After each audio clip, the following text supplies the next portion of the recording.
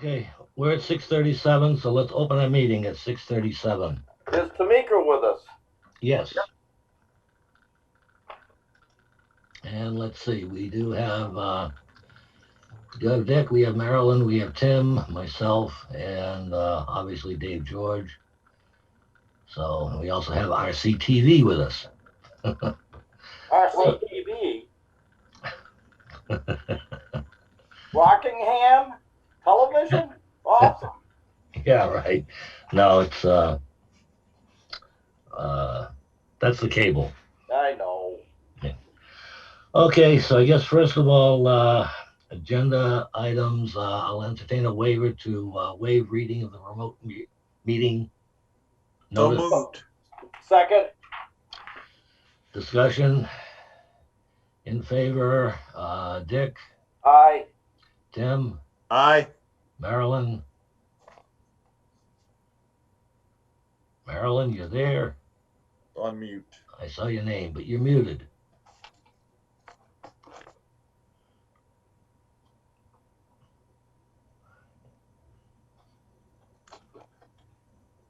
Marilyn, can you unmute? Okay.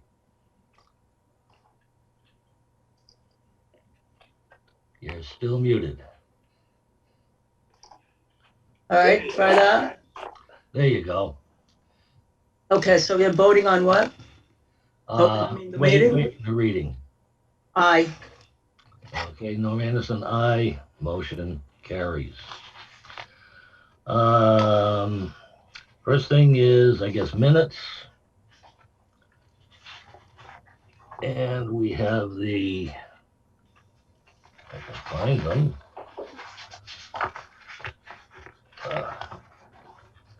Come on. Minutes of the March 23rd meeting.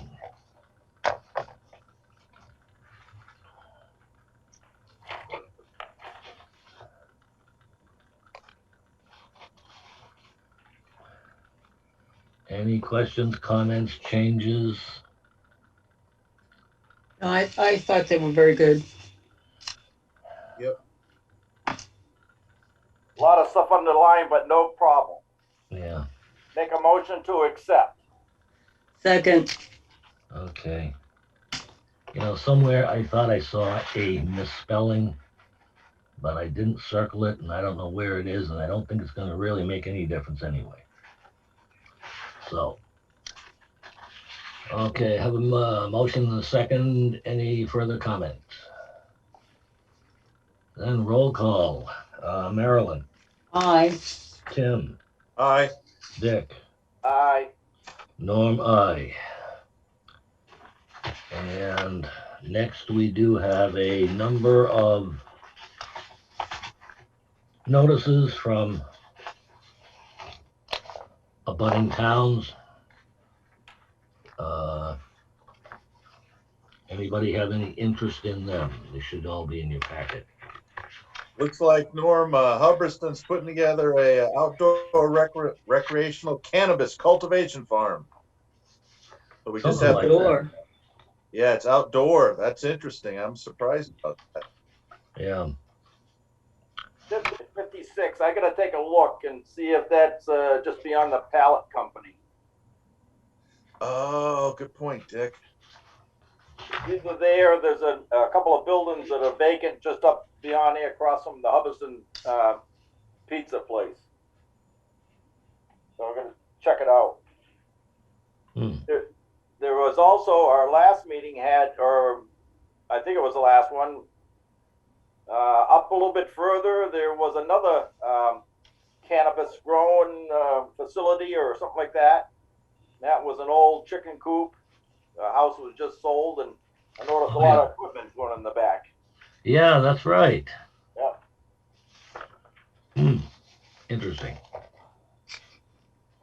Looks like Norm's solar's off and cannabis is in. That's what it is kind of sounding like.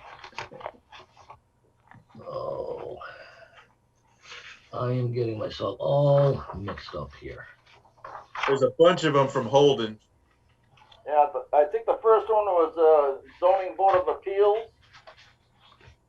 Yeah, And it's a, Postponed? yeah, postponed, but I can't make out if that's a 1/5 or 1/8. I'm sorry, that's the 15th. That's It is Thursday. Okay, the 15th. And that's the one next to the Rutland town line. That's correct. And that's the one that's next to the wetlands. I'm not sure Right. about that, but it's Yes, right across from Julian Vitruber's place of business is there's wetlands in there.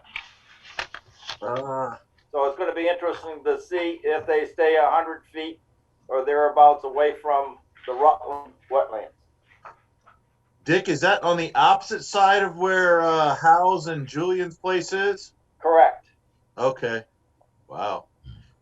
So it'd be, yeah, and one of the things I want to make sure people know, I think that is part of the open space for Central Tree Estates. That's what I was going to ask, Dick. Doesn't Central Tree Estates abut that? Yes, it does. And I do believe the open space and everything else that's involved with it, I'm not positive of it, but I think it's MDC or DCR are the ones that are in charge of it.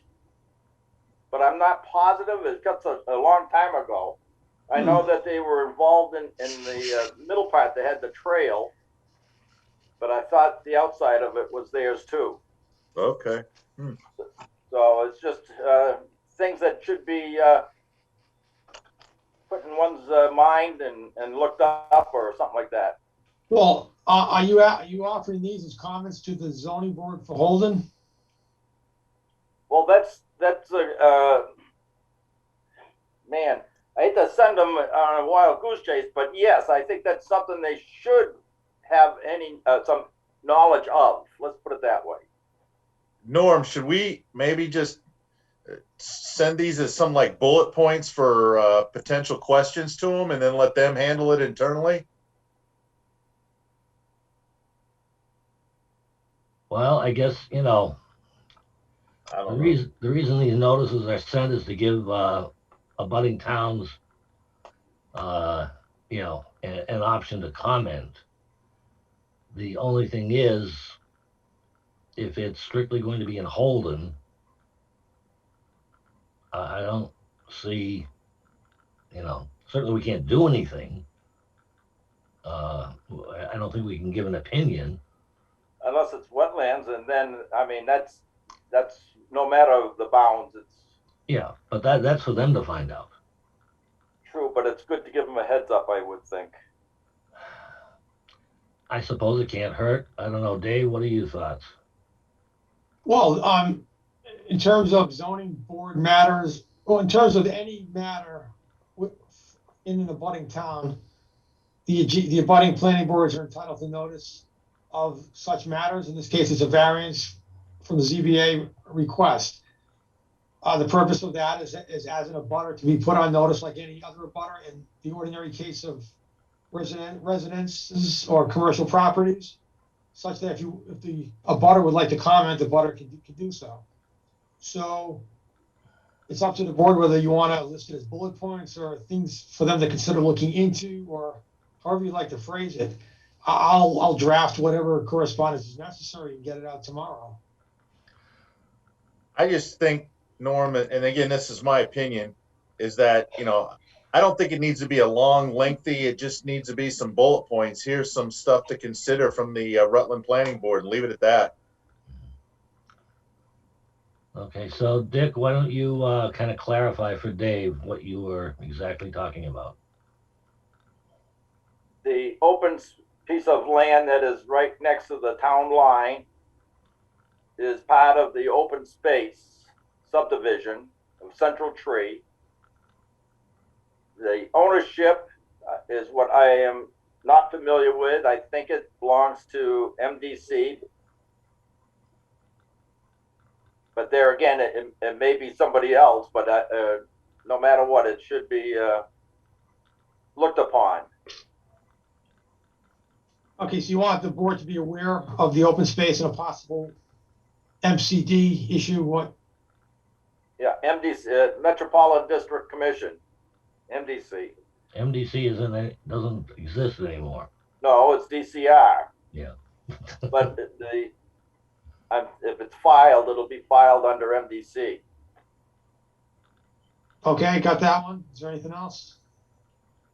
And it's wetlands. You know, it's a big piece of wetlands right there.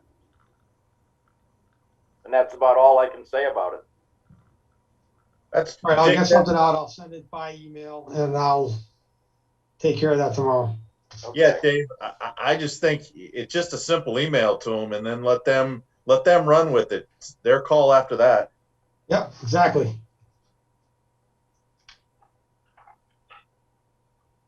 You want the other ones? Here's the other ones. The other ones are just basically housing lots, correct? If I'm reading them right. Yeah, Quinnipiac is a residential property. They want relief from lot width and area requirements, residential. And General Hobbs is a variance for lot frontage. Yes, those are residential, that's correct. Yeah, that's what when I read them, that's what I was guessing, but I wasn't sure. Yeah, it's too bad. I wish they were saying how the size of it was. You know, what is the variance? Yeah. They really don't come out and explain it here. Yeah, because I'm curious, how does that affect us? That's the one thing I was trying to place that, because are we doing something maybe we shouldn't be or we're not aware of? No, this is because they're having a public hearing and it's the next town to us.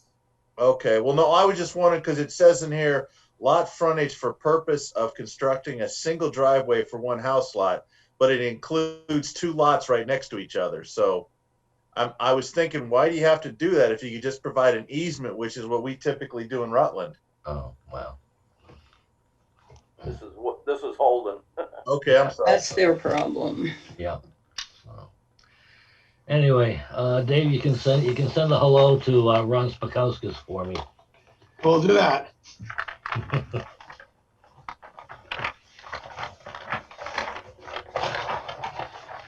Okay, anything else on notices and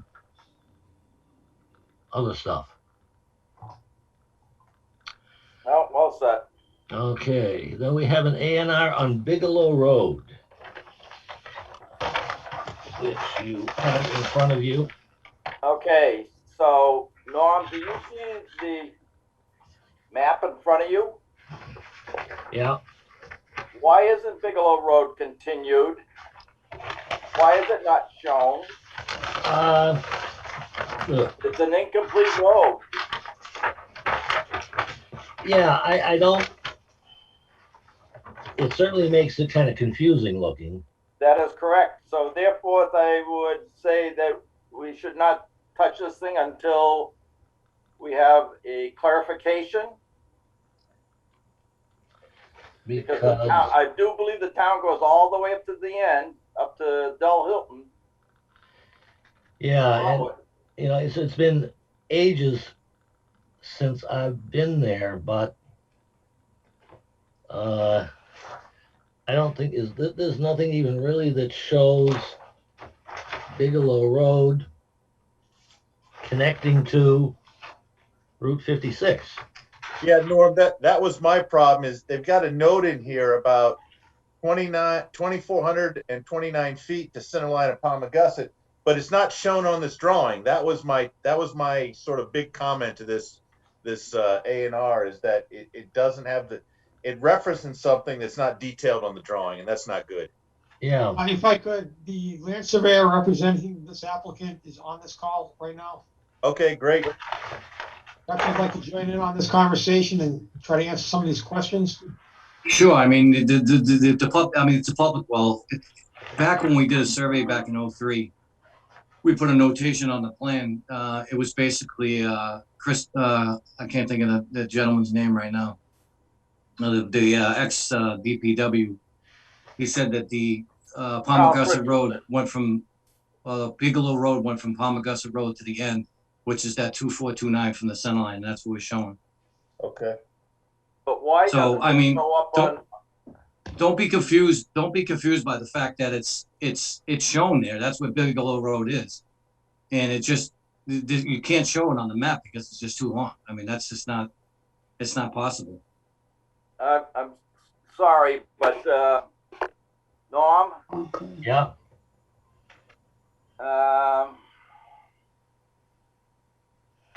Craig Bacon, the state's right there, is a dead end, and that's why we had to come out on Bigelow Road. So why isn't it showing as coming out on Bigelow Road and showing the easement?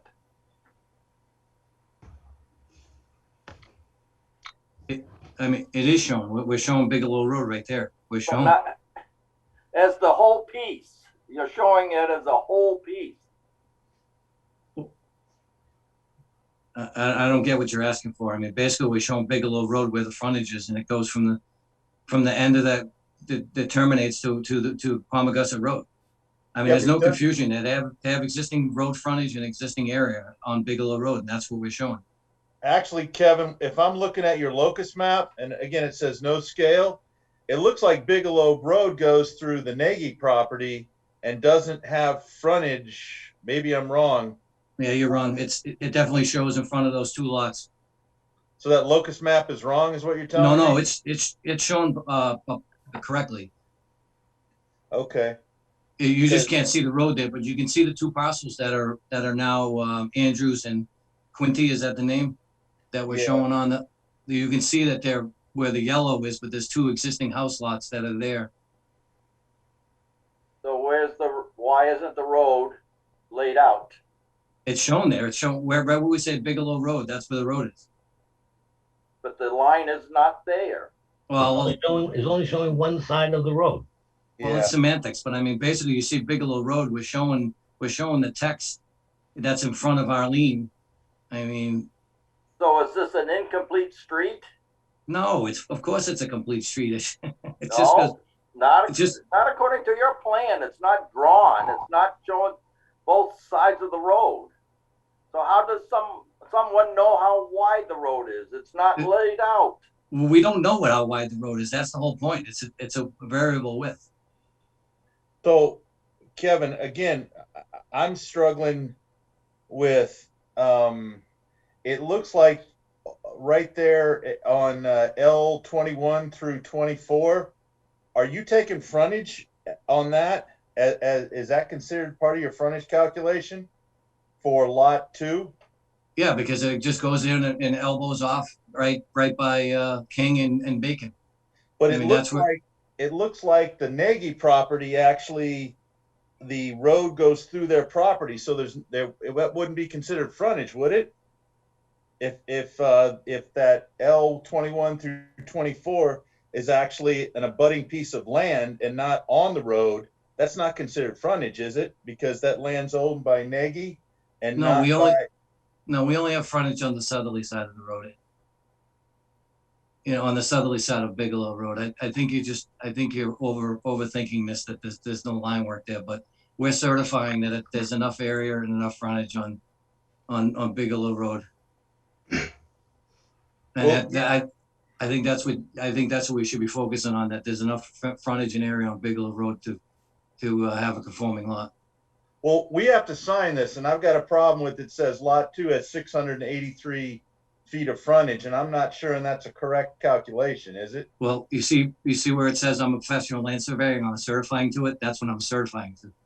Well, then why do you So- have a locus map that's wrong? Because your locus map doesn't show it as frontage. I'm confused. The locus map is exactly what we're showing on the plan. Well, I'm looking at the locus map, and you tell me if I'm wrong. If that road that you're showing doesn't go through lot 2 and lot 1, and not it doesn't abut lot 2 that's yellowed up. Explain Of to course me it does. how that's frontage when it goes through property lot 1 and lot 2. Am I confused? Yeah, I think you may be. I think it's there. You can see it's in dark lines. L 17, 18, 19, 20, 22, and 23 and 24 are the frontage for lot 2. And then you go L 12, 13, 14, and 15 and 16 are the frontage for lot 1. Okay. Well, Dave, do you have the ability to blow that locus map up on the on the screen? Again, not being in front of it. I don't, but I can go to the town's GIS if you'd like. Yeah, because I just want to be sure, because I'm Yeah, putting my let name me on just stop sharing it here. I'll find the GIS. I get there's a stamp on here. I understand that. I do. I'm an engineer myself, but I'm not the locus map and to Dick's point, the deed that's in there doesn't seem to line up for me. Can folks tell me if you're seeing this or not? Well, let's not be confused about GIS maps that are for tax purposes only. So, I mean, let's not be Excuse me, confused. Kevin, I just want to know if the board is seeing this map that I put up. No. I'm gonna go back to screen share. Okay, how about now? No, There yeah, it we is. do. Yeah, Okay, that's so this is the locus that this is a zoomed in view of the locus that's shown on the ANR itself, the ANR plan. and see that's my question is, see how that road goes through lot 2 and lot 1? Well, I can't speak for a GIS map. That's completely wrong. So, I mean, you guys know, you guys put your own disclaimers on these GIS maps. So just look at the disclaimers.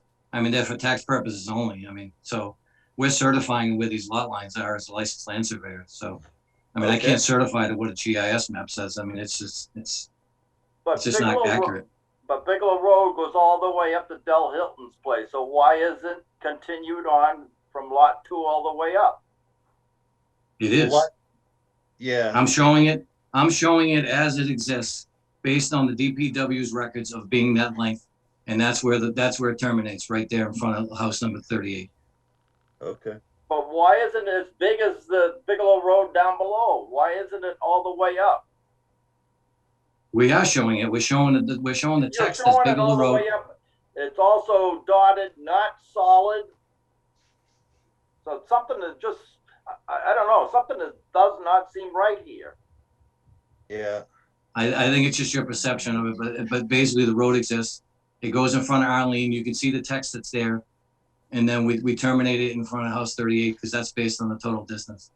I think you're just a little bit confused at the fact that there's not line work in front of Nagy, but we're not certifying to Nagy's property. We're certifying it to the road that where it exists in front of our property. All right. So you're certifying then, Kevin, that what Dick's saying, that dotted, and I guess when it's dotted, is that again, being not a surveyor, is that just indicating that it's a non-conforming road?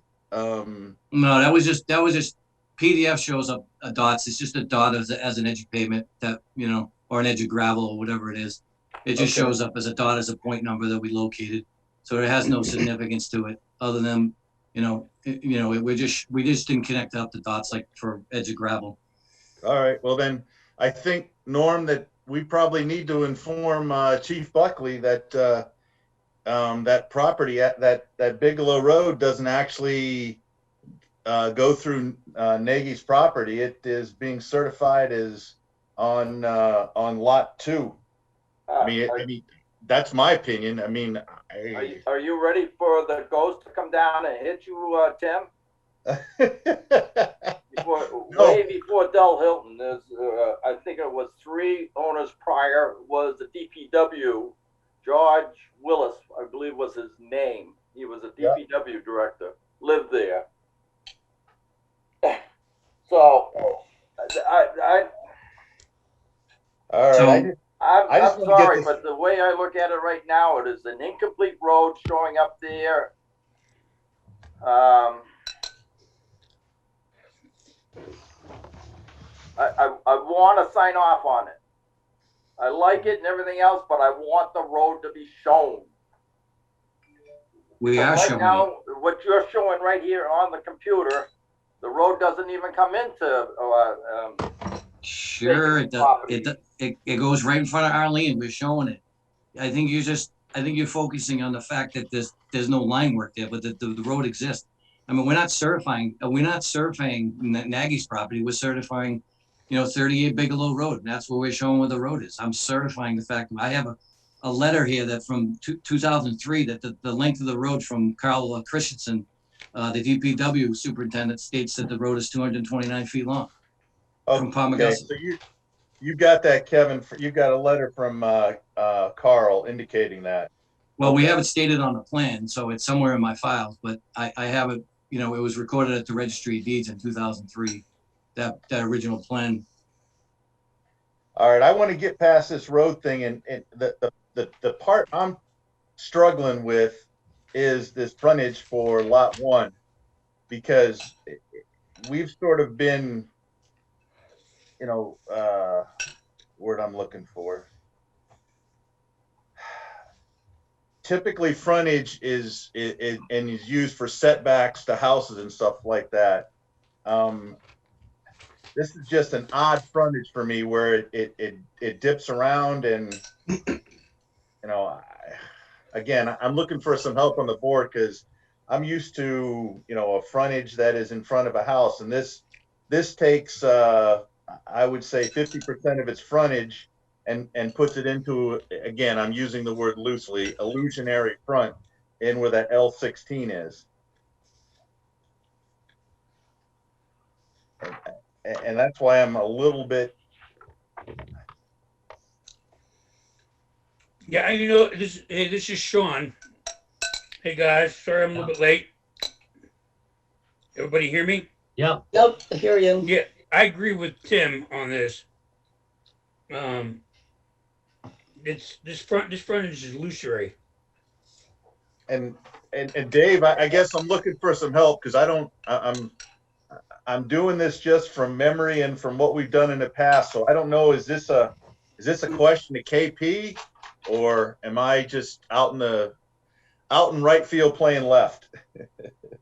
Well, the concept of illusory frontage pertains to situations where you have a lot shown adjacent to a street, and there's a claim that the frontage exists on the street, but if you have, say, swamp where the frontage is, then it's not physically possible to access it unless there's some relief from the Conservation Commission for a crossing or what have you.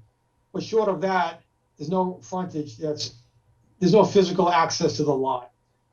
So if someone wanted to claim that would be illusory frontage.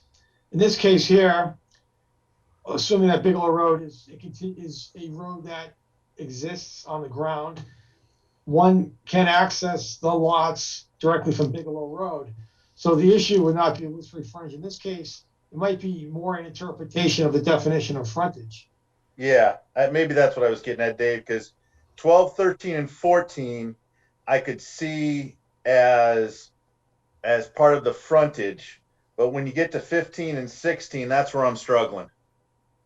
There, if you look on the plan, I think they're claiming their frontage on L30.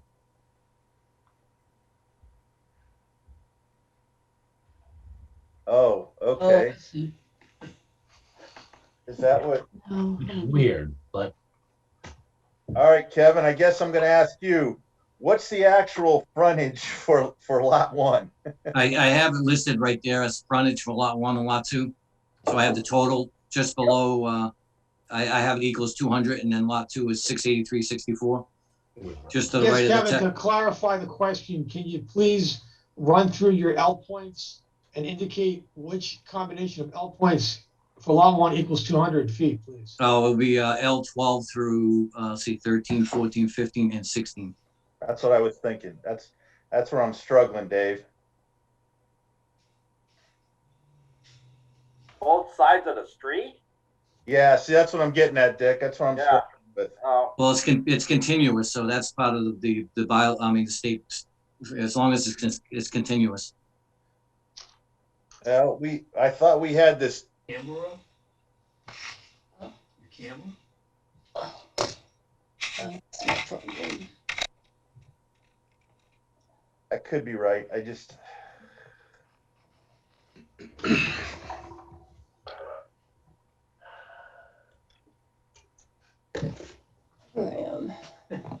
I guess I don't have a good answer, because this is one of these lots that I've not seen. Yeah. Where 15 and 16, you couldn't build anything on it. You couldn't use it, but, you know, I don't know. Anybody else on the board have an opinion? I think town council. 12, 13, 14, 15, and 16 are all frontage on Bigelow Road. Yeah, Assuming Bigelow Road ends at L14. yeah, Public portion of Bigelow Road ends at L14. okay. So Norm, you're thinking that that's legitimate, what's the way Mr. Jarvis laid it out? Well, Kevin, can you answer that one question? Does the public portion of Bigelow Road end at where you have marked L14? Yes. Okay. Okay. Frontage is on two sides of it? Yeah, because it's including the end of the road. Gotcha. So Norm, it's acting like a cul-de-sac, basically? Yeah, I suppose you might think of it that way. That's the only way I'm trying to justify this. I mean, that's really a good way to look at it. Honestly, it's just like a cul-de-sac, but it's just, there's no bulb on it technically. Yeah, that's what Kevin, I'm trying to see that, and I guess I'm okay with it. I can back off some, but. And then your contention is they're proposing an easement through lot 1 from L14 into lot 2, and that'll be the access to lot 2. Yes. Okay. Actually, I just need to comment on that. So currently it's one lot accessing the entire thing. So to do this, to create what in essence would be a common driveway for the first time, you're gonna need a site plan review to allow a common driveway in addition to the easements. Understood, sir. Thank you. Yeah, our intention is, excuse me, I'm sorry. You just My name is introduce Brintnal, yourself, and this is Courtney. We are actually the buyers of this property. We've hired Kevin Jarvis to represent us for this hearing. Our intention is to not change the dynamic way in which this lot or these lots, are used, including the farmer's access. And that's why we put the easement in there, because the farmer does access from multiple positions. So that's why we have it in there. It's not for anything else other than that. Just so a little bit about that. Also, it's not going to be for a house or anything like that. It's just basically like a cart path for access. Mr. Narwhal, as it is now, yes, that is true. We will eventually build a house on lot 2. We have not decided where that may be, and obviously that needs to go through zoning and engineering and a lot of other things. Okay. Right now, we're trying to make sure that the original homestead is kept intact and has the ability to be sold and not demolished. With us wanting to build our own house for our own family, we've met with multiple abutters here. We've had multiple conversations, including the farmer and the direct abutters with Mr. Andrews and others. And we've kind of talked about the plan. So it's not our desire to completely change what's going on here. All we're looking to do is capture kind of how the property is already used. And then eventually one day through zoning and prior approval or future approvals, if you will, eventually building a house one day on lot 2. So just so the board, understands where we're at. Right, but you're still gonna need a site plan review to allow a common driveway to access over lot 1 to get to lot 2. Correct, sir. Okay. But Dave, would they have to do that if until they? Do you have to do that if you're not going to build a house or doing anything? You're just. Yes, because there's access over lot 1 to get to lot 2. Introducing the lot line for the first time creates a break in the lot. And to access lot 2, it has to be done over lot 1. So that is a common driveway. Even if there's no structure, if there's a particular use that needs the access, then the common driveway would serve the use, in this case, a farming use, I assume. Okay. It's a minor process. It's a site plan review. I don't see any issues with it being granted, it is pretty much quantitative. Okay. And Mr. George, if I may, I'm sorry, I apologize to the board. Mr. George, if I may, if that's not amenable to others, you know, as far as approvals go, I mean, we're definitely open to working on some other kind of point of entry for this property. I mean, we don't want to sort of force anything. We're looking, like I said, we're looking to keep it as it is in almost its entirety, minus, you know, the original homestead and not having to do anything there, and you know, keeping that in perpetuity for other families to enjoy. So we're open to points of egress, if you will, for the farmer as well as ourselves. So yeah, you know, we're open to that. Yeah, I don't want to speak for the board, but I think you make a strong case to leave it as it is. As long as you're comfortable with equipment going across your front yard to get to lot 2, if you're comfortable with that, it may make perfect sense to leave it as is, as opposed to moving walls or anything else. So, Mr. George, I would actually tell you that I would absolutely be okay with that. And I think anybody that lives there would understand that as well.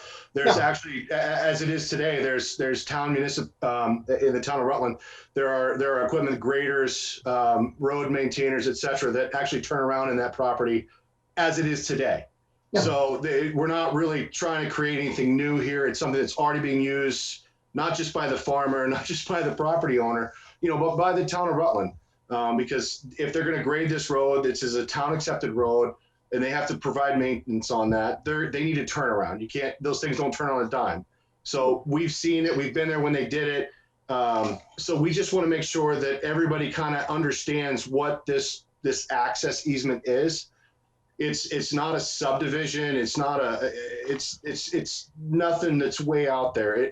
It's sort of so everybody understands that people need access to this. The agricultural community needs access to this. The town DPW needs access to this to turn their equipment around, et cetera. That's all. And we're not trying to say that we will, you know, that we need, you know, this for a driveway, for a future build. It's not like that. no, that's fine. We're getting a little bit beyond the scope of this matter, but I believe you're making your case to justify the site plan to keep it as it's currently located. So we can talk about that. We can help you with your application. Glad to help you with that. Dave, to approve this tonight, so. Thank you, sir. Through Norm, Dave, I got one question for you.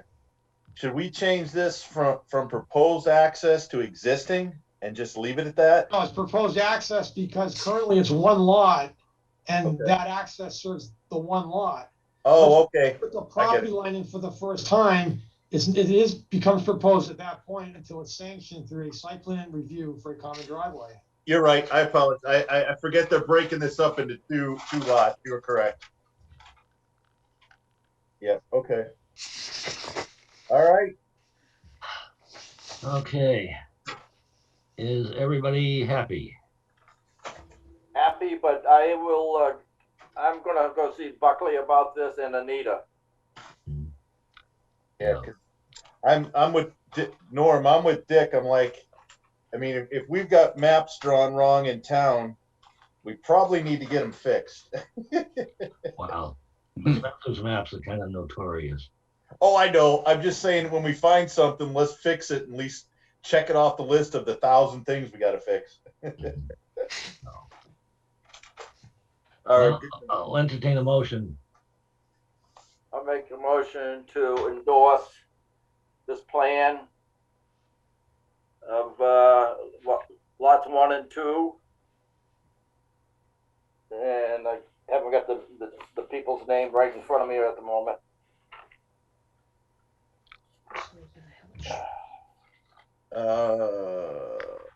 This is, the applicant is Bradford, is that? Yes, sir. Yes, okay. Bradford and Carol Litton. Oh, name? Yeah, they're buying the property. They're the ones there, but the applicant is Del Hill. Correct. Because of, yeah, so they actually are the owners, so they have to, per the bylaw, be the applicant. Well, I thought you owned it. No, we don't own it yet. I'm sorry. I apologize. Okay. Oh, Hold on you're a second. buying it. That's Do what. you have the applicant? Build a house, Raise our family there. with raise our three family there. girls. That kind of stuff. Well, We so don't want excuse to. me, We want to to the keep it board- as farmland and let. Yes, I've had the rundown with Randy, and I've known Dell almost a good portion of my life. Just to the board, are you looking for some permission from the property owner to grant this party the right to pursue a form of relief on their behalf? Are you comfortable granting this? Because the Hiltons are not before you tonight. Yeah, but Kevin, are you representing the Hiltons or are you representing the Bradfords? Well, yeah, well, I mean, technically, we're representing the Hiltons because we did the survey of that property. Okay, that's good enough for me. All right, All right. Hilton's it is. Second, I heard a motion. I don't think I heard a second. second. Any further discussion? Hearing none. Then roll call vote. Marilyn, Aye. Dick, Aye. Tim, Aye. Sean, Aye. Norm, aye. Motion carried.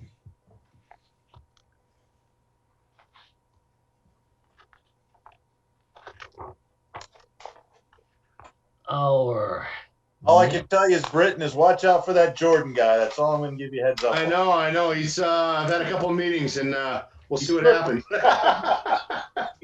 That's all I'm I'm going to tell just gonna get a couple turkeys out of this thing, you know. Good luck. you. Just tell him you want to constantly bring your food waste over to his digester. That'll work. Well, you already spread manure over there a couple of times. I haven't told the wife about all that yet. Wait till she spells that. Ladies and gentlemen, I appreciate your help. Thank you tonight. Thank you. okay. Welcome. Thank you. Thank you. Boy, are they in for it. Yeah, Now- Randy's starting to spread over here now. All right, Norm, this is where you get to take a powder. Yep. Next up is an ANR on Brintnal Drive, of which I am in a butter, and I am going to recuse myself for any discussions and the vote. So as Vice Chairman, Marilyn, you have. I'm on. Norm, did you just say you were going to recuse from the vote as well? Hold It on. doesn't matter. Yeah. Okay. All right, this is a proposal. It's an ANR. It's not the one I'm looking at, but there it is. This is for Brintnal Drive. We don't have Lee here tonight. He's not here. If you give me a few minutes, I will call him to see if he can participate in this if he'd like. Okay. I don't know where he or his engineer is, but I need a few minutes to find the number. And make a motion to Deny? deny. What? No. No, do you have the number? Wow. In all honesty, I just want you people to know there is wetlands involved, and after going through Bonnie Betsy, please keep that in mind. Yeah. Well, I can give my opinion to the board. These 1,000 and 1,300 foot driveways, I'm like, wow. Yeah, it's definitely a complex plan. And I called David about the length because I was under the impression it was 500, but then that was shared driveways or common driveways, excuse me. And so now I know. So there's no, Dick, are you saying there's no limit on individual driveways? That is, there's no, yeah, they can have any length they want. Anyway, Well, hold on a second. Didn't we have a length defined? And again, I don't have the bylaw in front of me for the estate lots of what that portion could be before it goes into the estate lot. Didn't we have a length on that? Or maybe this is one of these loopholes that we just didn't anticipate. did not anticipate, and Okay. Dave read it for me because I could not find it, and he went through it himself, and Okay. there was nothing there. So this is something that I think that it might be a good thing to, I don't know. Let's have a discussion about it Yeah. at another time, So, because I want Norm involved in this. But right at the moment, this particular thing, if you're looking at down on the lower right-hand side, there are 3 estate lots. And then I think it's lot 10, is it? Or 18, I can't make it out. you're on, Lot 10, is that the one, the little one you're talking about, Dick? That's like right on Brintnal before Right the. on Brintnal. Yeah, and there's three estate lots directly to the left of it. That is correct. Yep. Okay. Now the wetlands is someplace it takes up some of those estate lots, driveways in, and also that particular lot 10, I believe. Now here's my thing, and that's why I feel that I don't want to go any further until I would like to have a wetland engineer company to locate the line, an outside concern.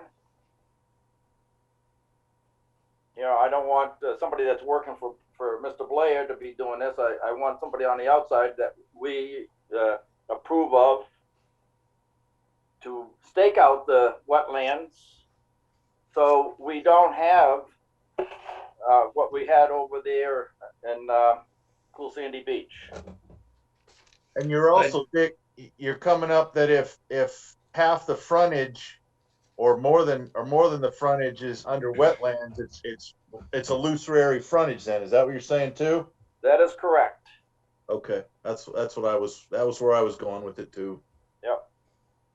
If I may, with all due respect, wouldn't that be up to the Conservation Commission to mandate someone to delineate those wetlands?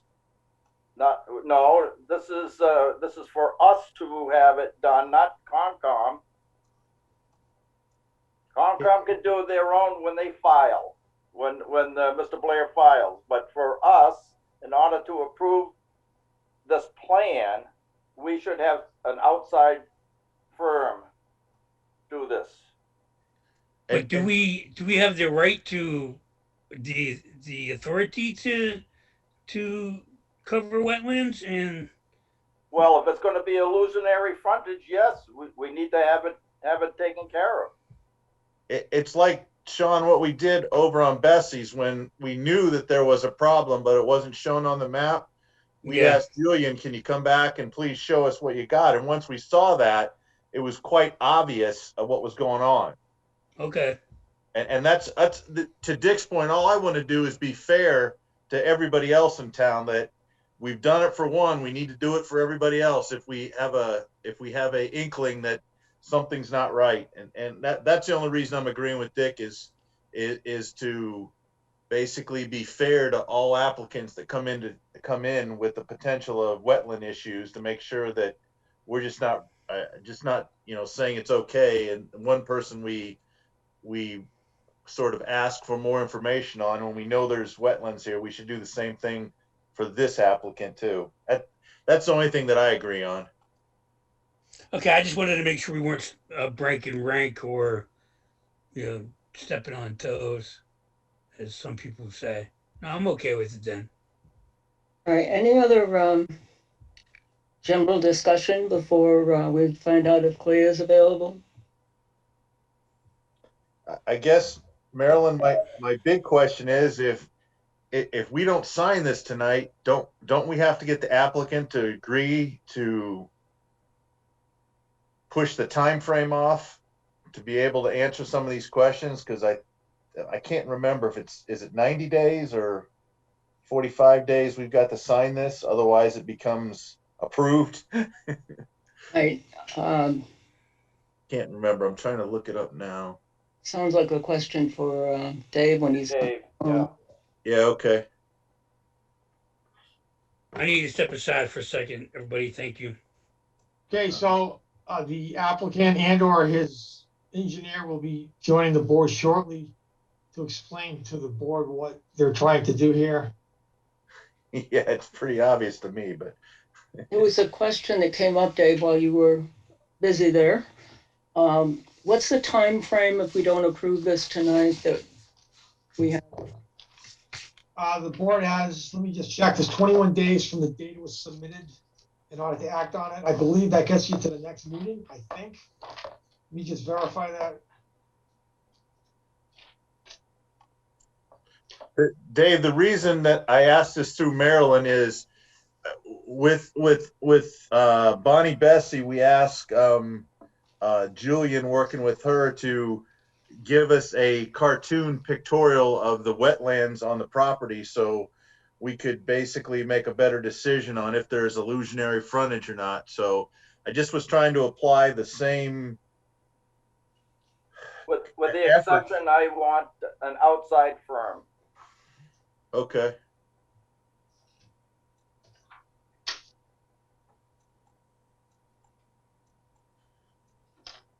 Fine.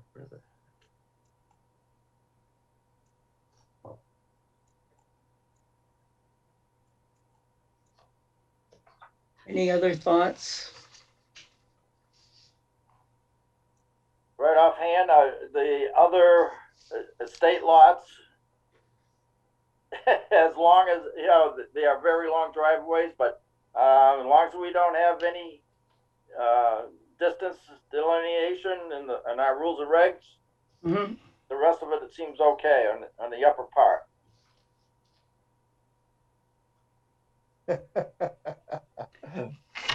Once I finally figured out what they were trying to do, it just looked a lot better. Yeah, all I can say is again, caveat emptor. Because knowing that road, I'm curious where you're going to put all the snow and all that. And having been a potential purchaser of a piece of property on Brintnal that had a long driveway that needed maintenance. Yeah. Anyhow, this is all stuff that has nothing to do with us. It's somebody that's going to buy it. Well, I do believe there's a huge, big solar field going in the middle, and that's going to create electricity to heat the driveway to melt the snow. Okay. Glad you clarified that. Marilyn, to answer your question, Yes. the general law provides the planning board with 21 days to notify the town clerk of its decision on the ANR. So that is from the date that it is submitted. This was submitted to the town clerk's office on April 6th. So that would get you to 21 days at the next meeting. So we could request that, Dave, Okay. So to ask Tim's question, then would have enough time to request that they delineate the wetlands, and then if they don't delineate the wetlands, deal with it then. Is that correct? as I mentioned, the 21-day period ends on the 27th. So the board does not have to take action on this tonight. Once the applicant gets on this call, then you would make the request that you have of them. Ask them exactly to provide what you're looking for in time for the next meeting, if not, obviously, before the next meeting. Oh, I see. So it gets to your package. So that sounds like a consistent request with other similar ANRs. Okay. And Dave, I should have done the homework on myself, and I didn't. With these potential estate lots, I see everything is over 200 feet. And I'm presuming they did the calculation, subtracting off this huge piece of property that comes up to it to make it 5 acres, because most of these are way over 5. Is there anything else I'm missing about these 7 state lots that I might have not myself figured out? I have not evaluated the estate lots. I'm just looking at what's before the board tonight, which is the A&R. I mean, the applicant did drop off applications on the same day for the several special permits. A lot of it is quantitative. It's a matter of, certain amount of things are required and they list them out. So I can't really answer that at this point. Okay. Well, the only reason I ask is, unless these are designated estate lots, they don't meet the standard frontage area and it's frontage basically, because it's not in that part. I think it's 150 or 200. I forget which. They're actually asking us to approve an A&R that's based on a estate lot, correct? Sure, let me get to that in a second. Let me just go to the estate lot bylaw. I know what you're asking. Yeah. I'll just cite the language and then you can consider the board's prior practice for a couple of similar situations that recently come up. Yeah, I'm trying to find it myself, and I went to our zoning bylaws and I can't find it. I'm like, I'll get it. yeah, I'm like, this is not good. I'm in our zoning bylaws under articles, and I can't find. Okay, so estate lots are section 8. They're on page 13, estate lots. So what it says here is that any plan, I'm right here, upon the approval of the special permit, the applicant may submit a plan showing the estate lot to the planning board for endorsement under the A&R provisions of the bylaw.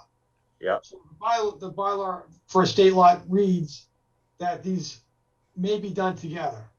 Having said that, I'll defer to Norm for some rationale for why the board has not always done that on some recent like situations where the A&R has been granted before the special permit for the estate lot. Okay. I know the board has some rationale, I just can't recall it at the moment. And even though Norm's recused, I'm dying. Yeah. I think you can still comment on the rationale because it's eluding me at the moment. Yeah, that's what I was going to ask. If Norm, if you'd comment on our general practices, not this specific plan, with A&Rs and estate lots, because I always thought they ran together. They weren't running separate. And maybe I can't. I mean, again, I apologize. My memory's falling apart. I believe we have endorsed plans, and our only requirement was that for the estate lots, we required them to say that they were proposed estate lots. Okay. And it says proposed in here, so I'm good with that then, Norm. Hi, everybody. I'm really, really sorry. I had no idea you guys were taking this up tonight. I truly apologize. Denied. This is Clea. This is Marilyn. Hi, Marilyn. I'm running this portion of the meeting because Norm has recused himself. So we have a question on wetlands around the area of Lot 10. And we're wondering if you could have any information on that, or that there's any way we could get more information before the next meeting. I'm looking for lot 10. Huh? We're at the elbow of the road. Hey, yeah. Right in the corner. Are you concerned with the driveway issue or No, wetlands. I don't know if there's any wetlands there, but I can find out. That's just a simple A&R lot, though. That's not an estate lot. Well, what we've done, Clee, and we're trying to apply the A&R approval process equal across the town, is we had another applicant that came in with A&Rs, and a majority of the frontage was wetlands, which from KP had advised us that's more of an illusionary frontage because there's no access to that property. And that was our concern, was part of this 200 foot or 207, and then on lot 2, 234, that there was wetlands there that basically was making that frontage illusionary and not able to be accessed the property. So that's where the request came from. Okay, so just let me tell you that I don't know whether you guys know this or not, but I can design a lot underwater. I don't give a shit about frontage. I mean, wetlands in the front. Oh, really? I can have a lot. KP's full of shit. Excuse Well, my French. KP's full of shit. I can have a lot there. I can make that a lot. I might not be able to use it, but I can make it a lot. How are you going to deny it? Just Go by ahead. denying it. Go ahead. Sure. That's not changing. I'm not changing that, and that's crazy. I never heard of that before. Who the hell said that? actually, you need to talk to your previous governor called who put together an ANR booklet on how ANR should be approved and reviewed by planning boards throughout the Commonwealth. Mr. Deval Patrick was the gentleman's name. Yeah. Well, he was a Democrat. I didn't like him anyway. And he actually they quoted in that handbook, they used case law, and that's what got me excited about. Maybe we should be looking at that a little bit more intuitively. Listen, I can they can't stop me. I can fill a wetland across that. I just put 2 big lots out in Charlton, and they were 5-acre lots. In the driveway, I had frontage all across the driveway. I had wetlands. I did a crossing. That's what you got to do. And I don't know. I don't even know if there's wetlands there, but I don't. It doesn't matter. Go. You deny that, you lose. Go ahead and deny it. I don't care what Deval Patrick did. He's wrong. I can design a lot underwater. It doesn't matter. It doesn't matter. If I've got area and frontage, it's a lot. And I don't give a shit how you shake it. Yeah, but the point is that they use the term illusionary frontage, and it's a legal term that's been backed up by case law. You can ask George about it, because we already went around with him on this. You can go around all you want. Deny it. I'm not changing it. All right. Well, it's not illusory frontage. The only way I can use that lot is to get into it. You can't deny a lot because there's wetlands on it. What are you, crazy? Who's telling you this shit? Yeah. Go ahead. Honestly, let's check it out. Deny it and see what happens. Well, all right. There's no way. How am I going to talk my way through that? I'm telling you right now, I know this. I've been doing this a long time. That lot is a lot. I don't give a shit how you shake it out. Illusory frontage means you're coming in from another way. Doesn't mean the only way I can get into that lot is from the front of that lot. There's no other way to get in. Well, yeah, I think you made your point clear. Is there any other discussion from the board? I don't know what to do. I'm all set. If you deny it, you got to deny it for specific reasons. Give me the reason, and I'll take it to court. That's crazy. I'm telling you right now, you lose immediately. Well, that's why we want to,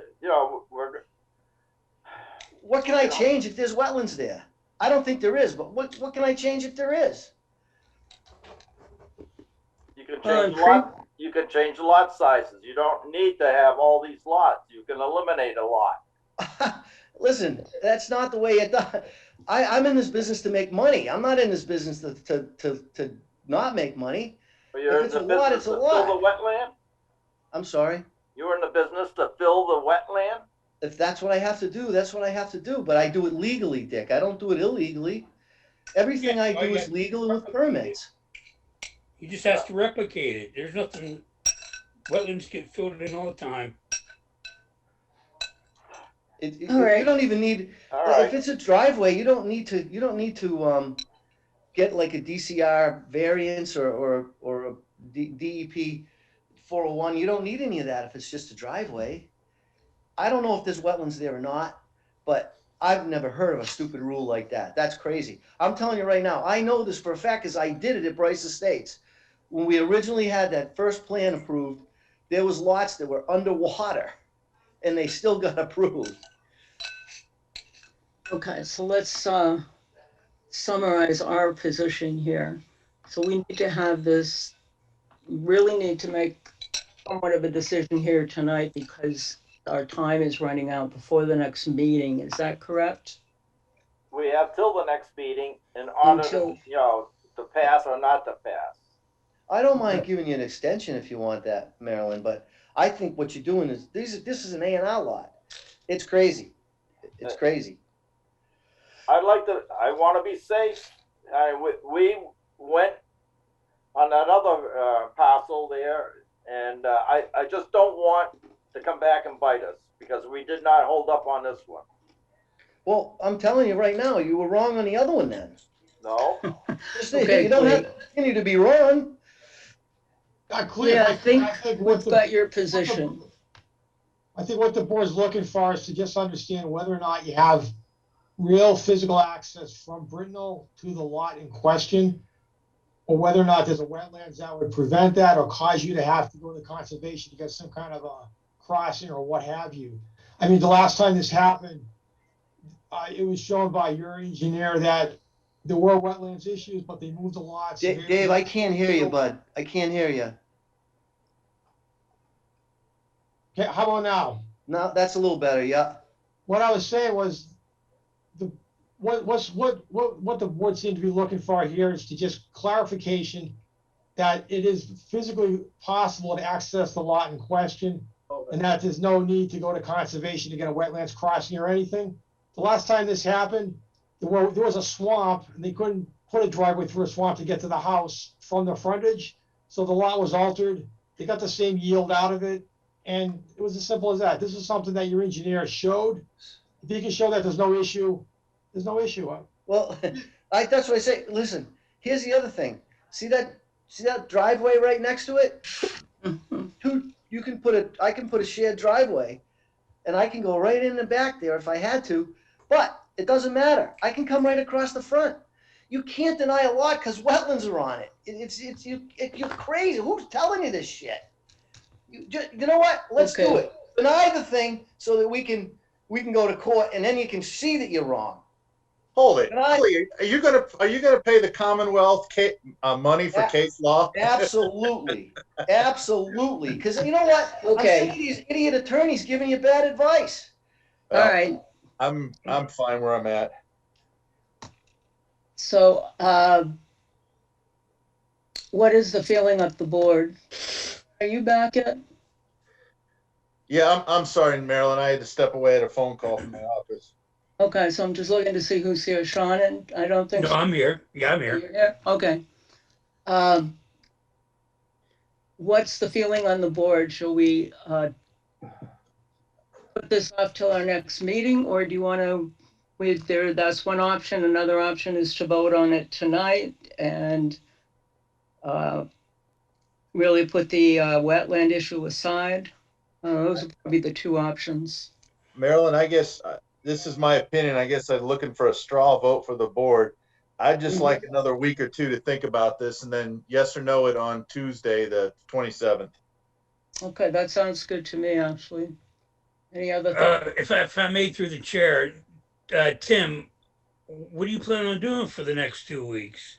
It's called get into do some research with all this case law that seems to be out there. We should leave that up to the professionals and let KP handle it. Well, whatever. That's not the issue for right now. But, not that I'm not saying that I don't trust your judgment, but you're not a lawyer, Tim. So, Sean, if we're debating a legal question here, I need my hand. Where is my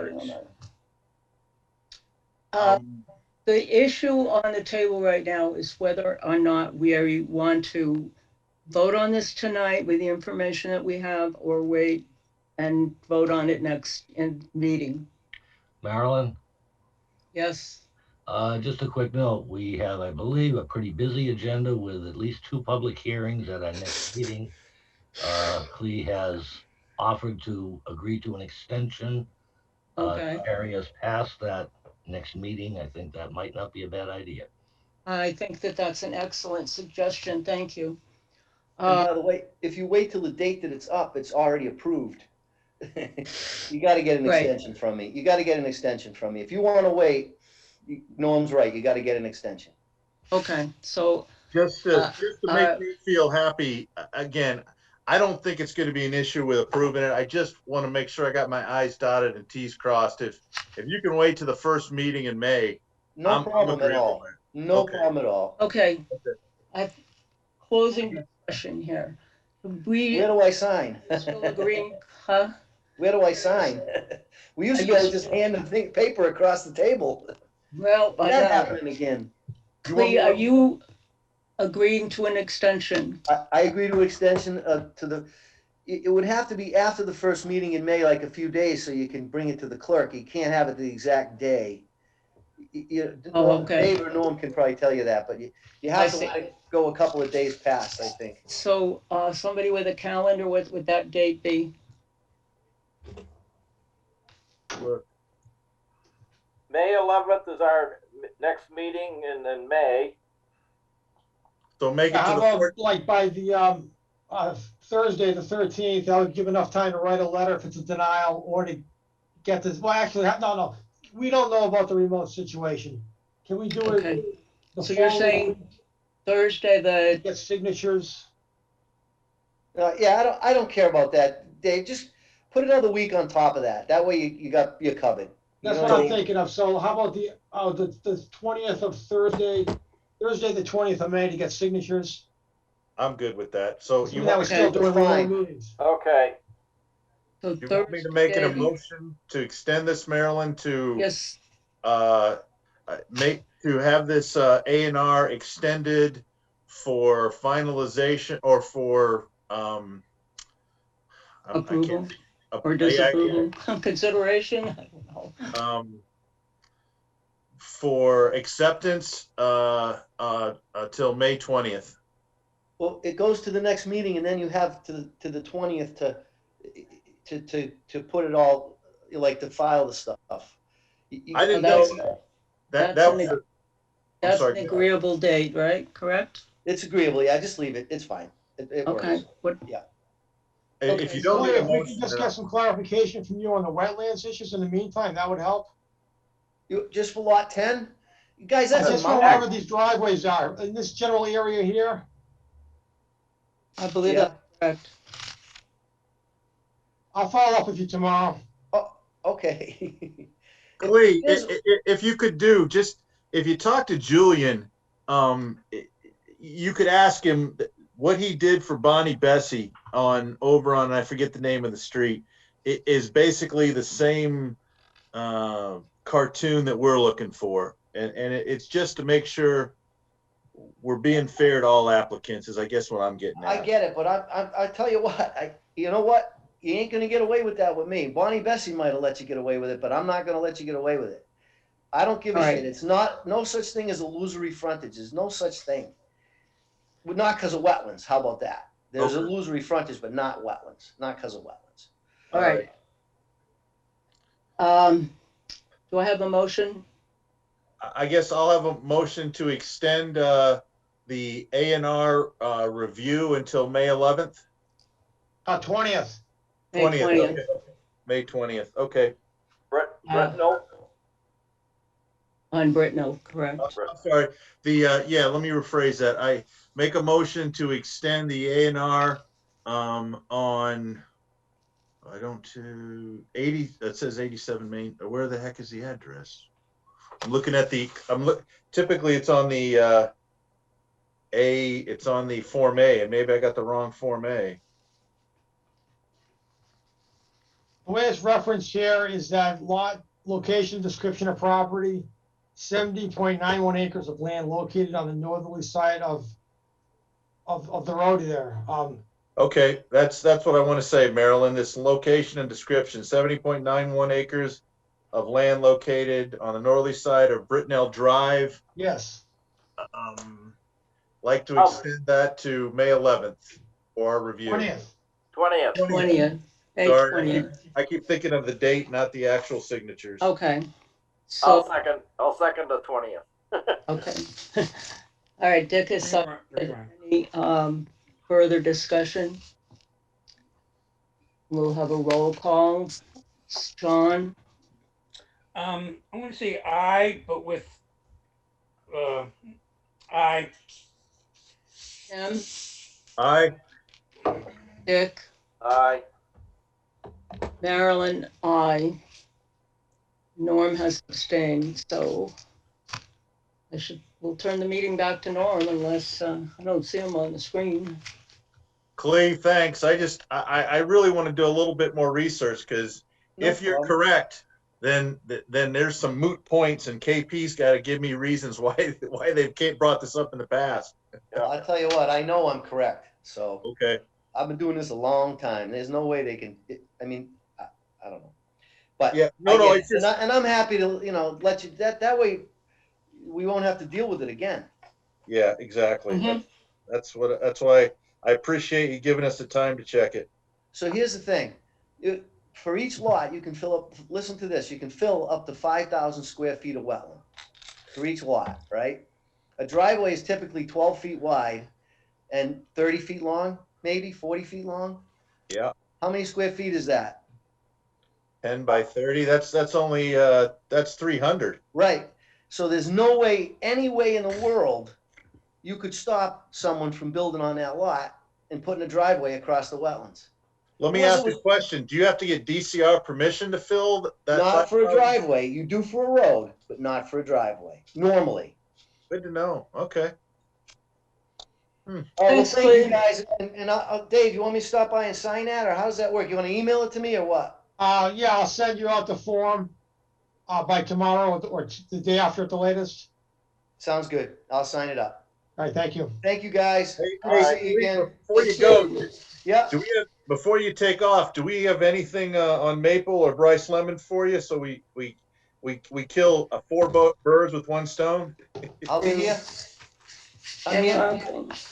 Actually, if I could cut in on that, I do have correspondence from Quinn Engineering on all those matters in terms of review and things. Okay, good. Is Norm here or shall I carry on? I'm here. Oh, okay. I don't see anything in our packets from Quinn. Yeah, that's what I was wondering too. I didn't, Dave. You have some emails in the past. I saw that everything was resolved except for the how they were going to do the pump station property. Yeah, you want me to bring you up to speed on that? Yes. Please.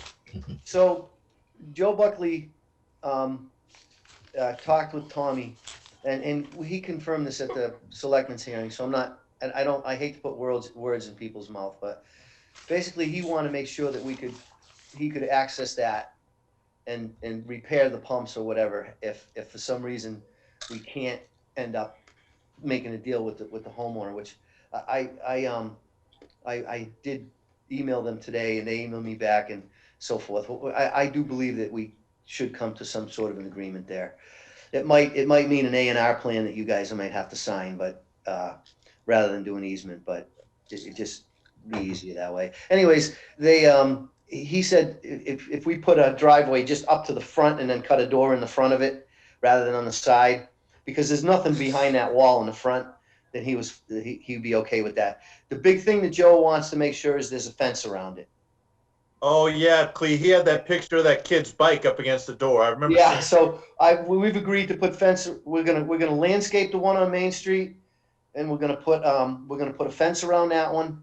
And he doesn't like the idea of those propane tanks way in the back like that either. You know what I mean? He wants a fence around there, and I agree with him.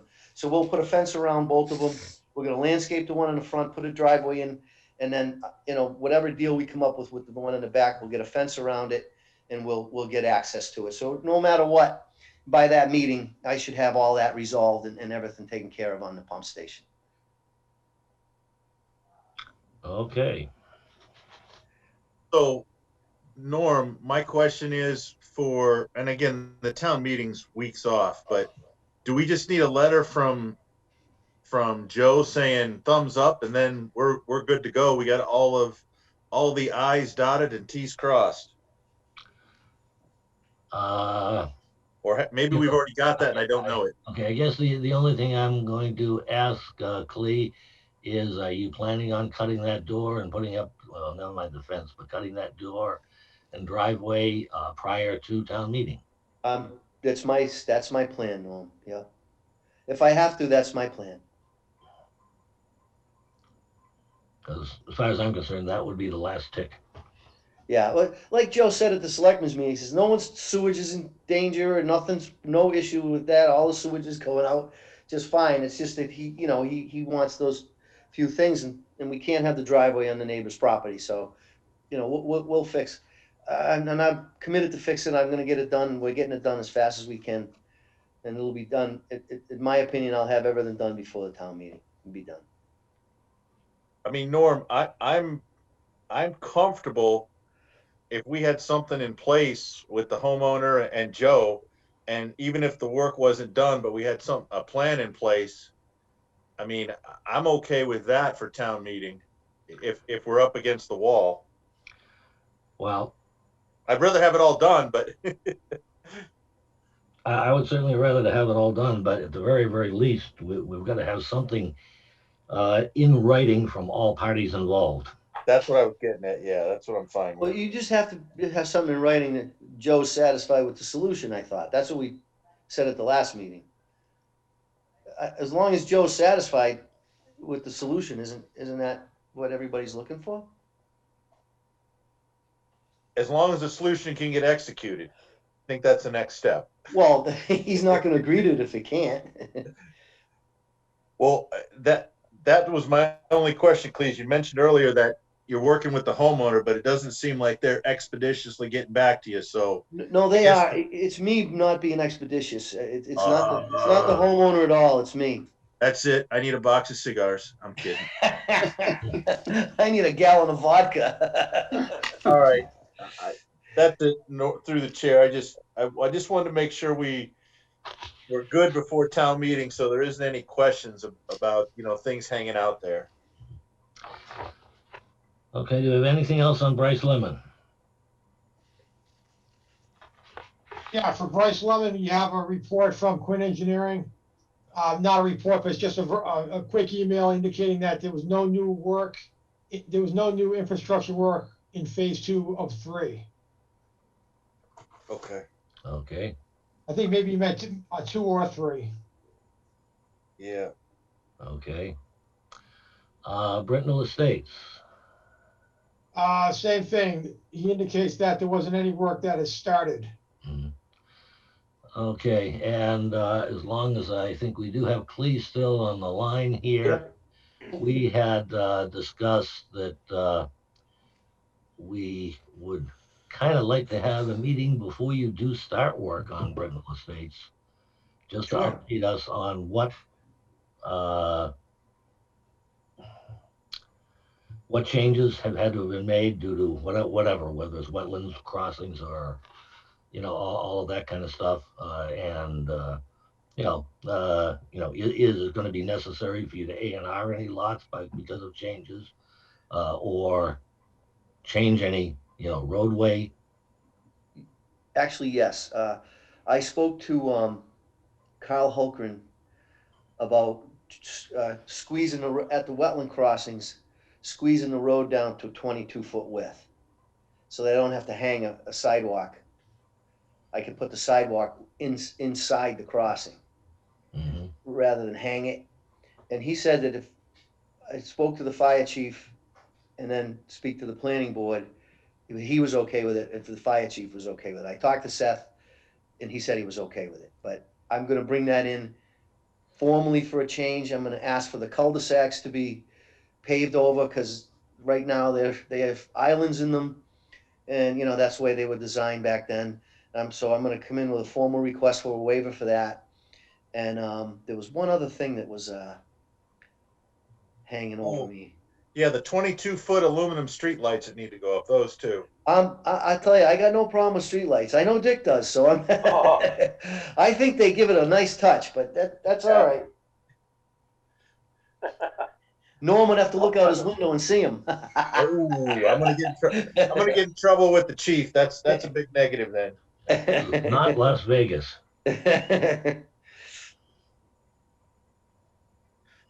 So Norm, is there a date that we want to do this? Obviously, the next meeting's not going to work because we're buried. I'm not starting it till probably, I had to order the block for the crossings. That's 8 weeks out. So I'm probably not gonna start down there till June. I'll give you at least three weeks notice to have a Okay. meeting. I was going to say sometime late May or early. Yeah, that works. Okay. Okay, anything else on Brintnal? Nope. Anything on Bear Hill 2? Yeah, we have comments from Quinn indicating that no infrastructure work has started and the wood chip berm is still not in place. I think we got that. We're up there now. We couldn't work up there. I mean, literally the machines were sinking out of sight. That clay, I mean, it's no wetlands, but it's just that clay up there is just really holding the water and it's been mucky. So they hadn't been able to work up there. So they're back up there now. And I think that wood chip berm is in place already.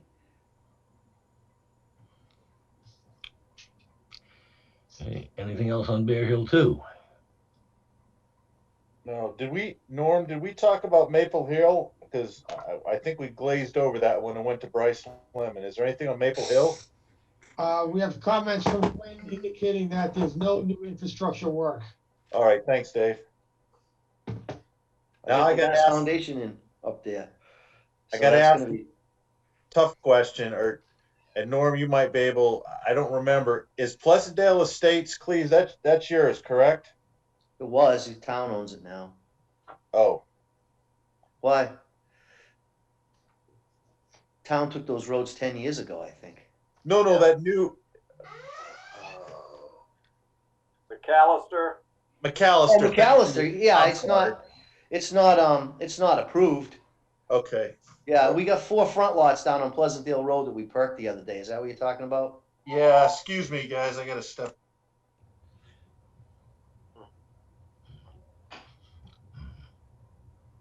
So McAllister itself, you're not doing, it's just the ANRs on the Yeah, main just- street?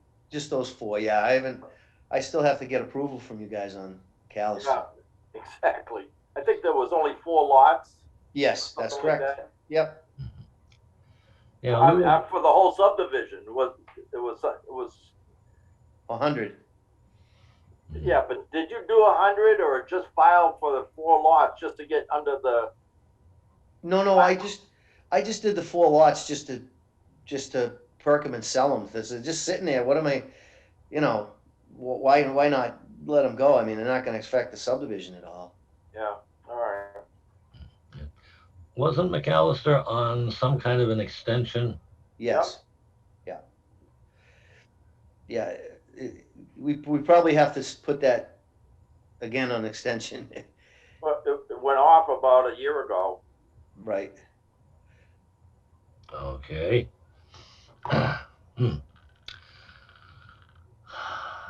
Okay. Are we ready to move on? Go ahead. Okay, item 10, revision to subdivision regulations, road Actually, section. Norm, there was a hearing at 6:50 on a potential zoning change. Okay, excuse me. Yes. How come I missed, oh boy. I move that we postpone it until next year.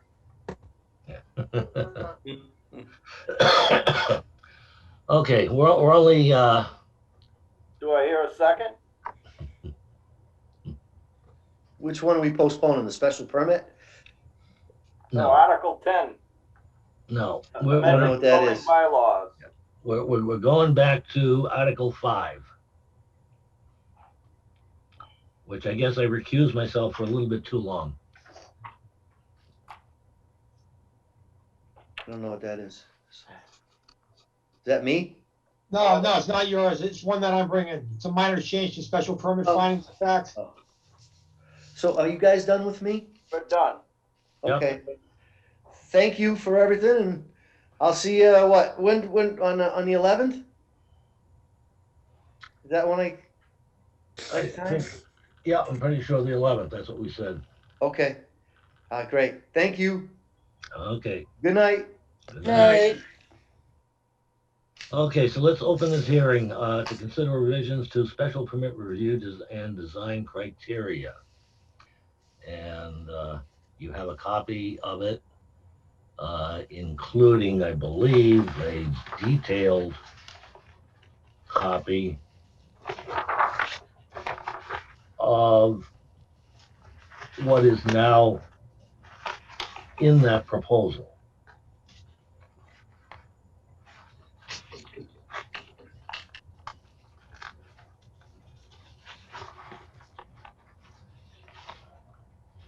Is there any other organizations that has special permit, that issue special permits? The organizations, what do you mean? Well, like zoning board of appeals, do they have special permits? Yes. Yes, the zoning board of appeals has special permit granting authority, yep. Are any of these things for the zoning board of appeals? But, and these are general findings of fact for special permits regardless of what the entity is that would grant the permit. Therefore, I'd make a motion to hold this until we can have in person and have a sit down and go through these things individually, and not to place it on the warrant for this town meeting. I'll second that.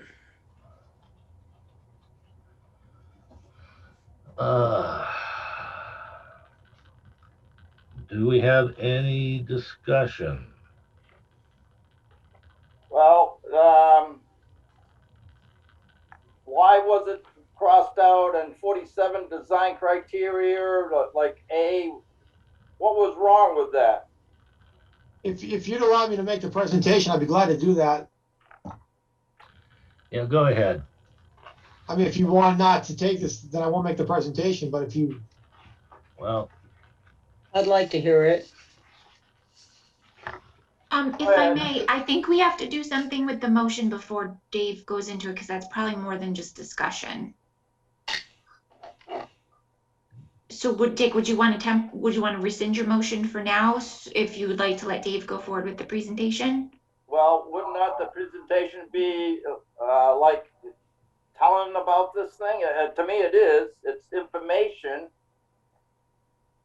Sure, that's at your discretion. Yeah. I'd leave it as is and let them continue.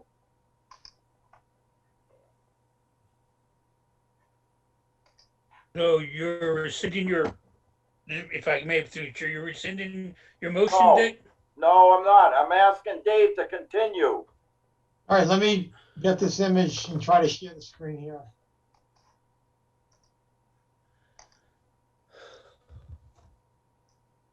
Hopefully you're seeing a presentation, something to the effects of amend zoning bylaw. That's Yes. what it says. Okay, thank you. So the purpose of this bylaw is to remove specific findings that are not relevant to small scale or residential projects. This would streamline the permitting process by providing general findings. It reflects best practice, and it continues the greater level of review for larger scale commercial projects. Currently, there are 23 general findings listed in section 46 and 47. There are additional findings elsewhere in the bylaw for town center and village center. And 46B provides a general statement regarding conditions. So the idea here is to replace 23 general findings found in 46 and 47 with 7 general findings. It would keep the specific findings found elsewhere in the bylaw and would replace existing conditions with example conditions. So these are the findings that currently exist in section 46A. I won't go through them in any great detail. I'm sure the board is familiar, with these, having dealt with these in other projects. And then 47 has 15, which I won't go through either. This is page 1, and this is page 2. Now, the proposed findings pretty much do the work of these findings here. So I can map these findings here onto the general ones. So instead of having to have the applicant respond to 23 findings for the ordinary case of residential, it's just 7 general multi-purpose. Now, if it's a commercial project, then the specific factors found in the commercial zoning bylaw would also apply. But right now, someone applies for an estate lot special permit, they got to do 23 findings of fact. I don't think that makes sense for a simple project.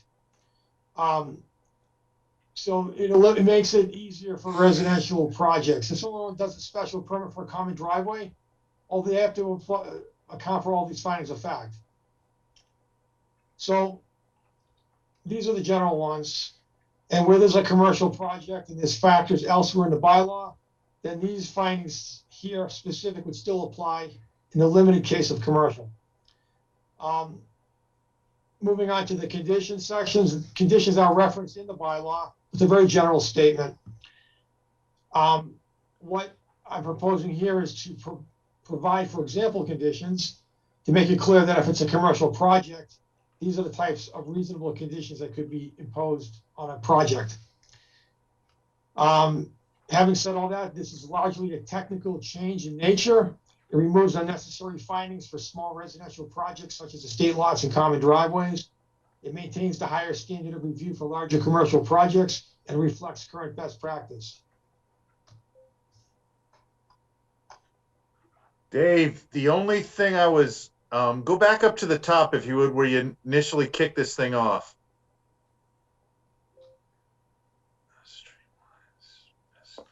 The only thing I was going to suggest, and this is from my days of being a trainer, is those sections at the end where you list of why it's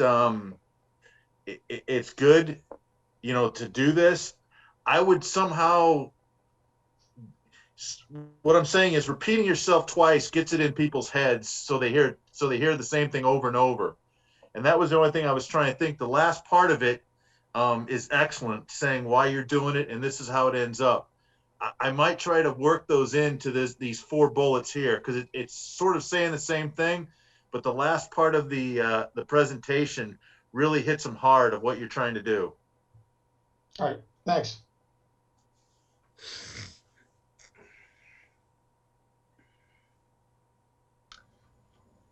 Okay, I'm going to kind of go back to Dick's comment. Is this going to also affect ZBA process? The answer is yes. These are the findings of fact that these findings of fact apply no matter what the permit granting authority is. So if they need to do a special permit for something in the light industrial office zone, these findings of fact the general findings would apply. Mm-hmm. Currently, there are no specific findings in the light industrial office at present, which is why I brought that into play under under right here. So if there are no findings specific in a given zoning district, then we would default to the ones in the village center district. So these would apply no matter whoever's the permit granting authority. All right, good catch, Dave. And if you want to hold this, then fine. We did talk about this. This was something I was trying to do some cleanup in the zoning bylaw. So yeah, I know, I realize that, and I appreciate it. But when I read through it, you have subsection 47, design criteria, A, be suitable located in a neighborhood in which, and I said, what's wrong with that particular one? And then E, or down at the bottom, minimize removal of 12-inch trees. This should go. You all need this trees to fall on your building in 10 plus years or so. To me, I'd get rid of that altogether. And then I don't know, it was nice way back when we sat down there and when we were in the bylaw subcommittee with Marilyn and all the rest and went over every one of these. 46 criteria, special permit, and in the third line it says not outweigh, it's beneficial, and I says that should be out. In whose eyes? Beneficial impact to the town. And or the next one down, specific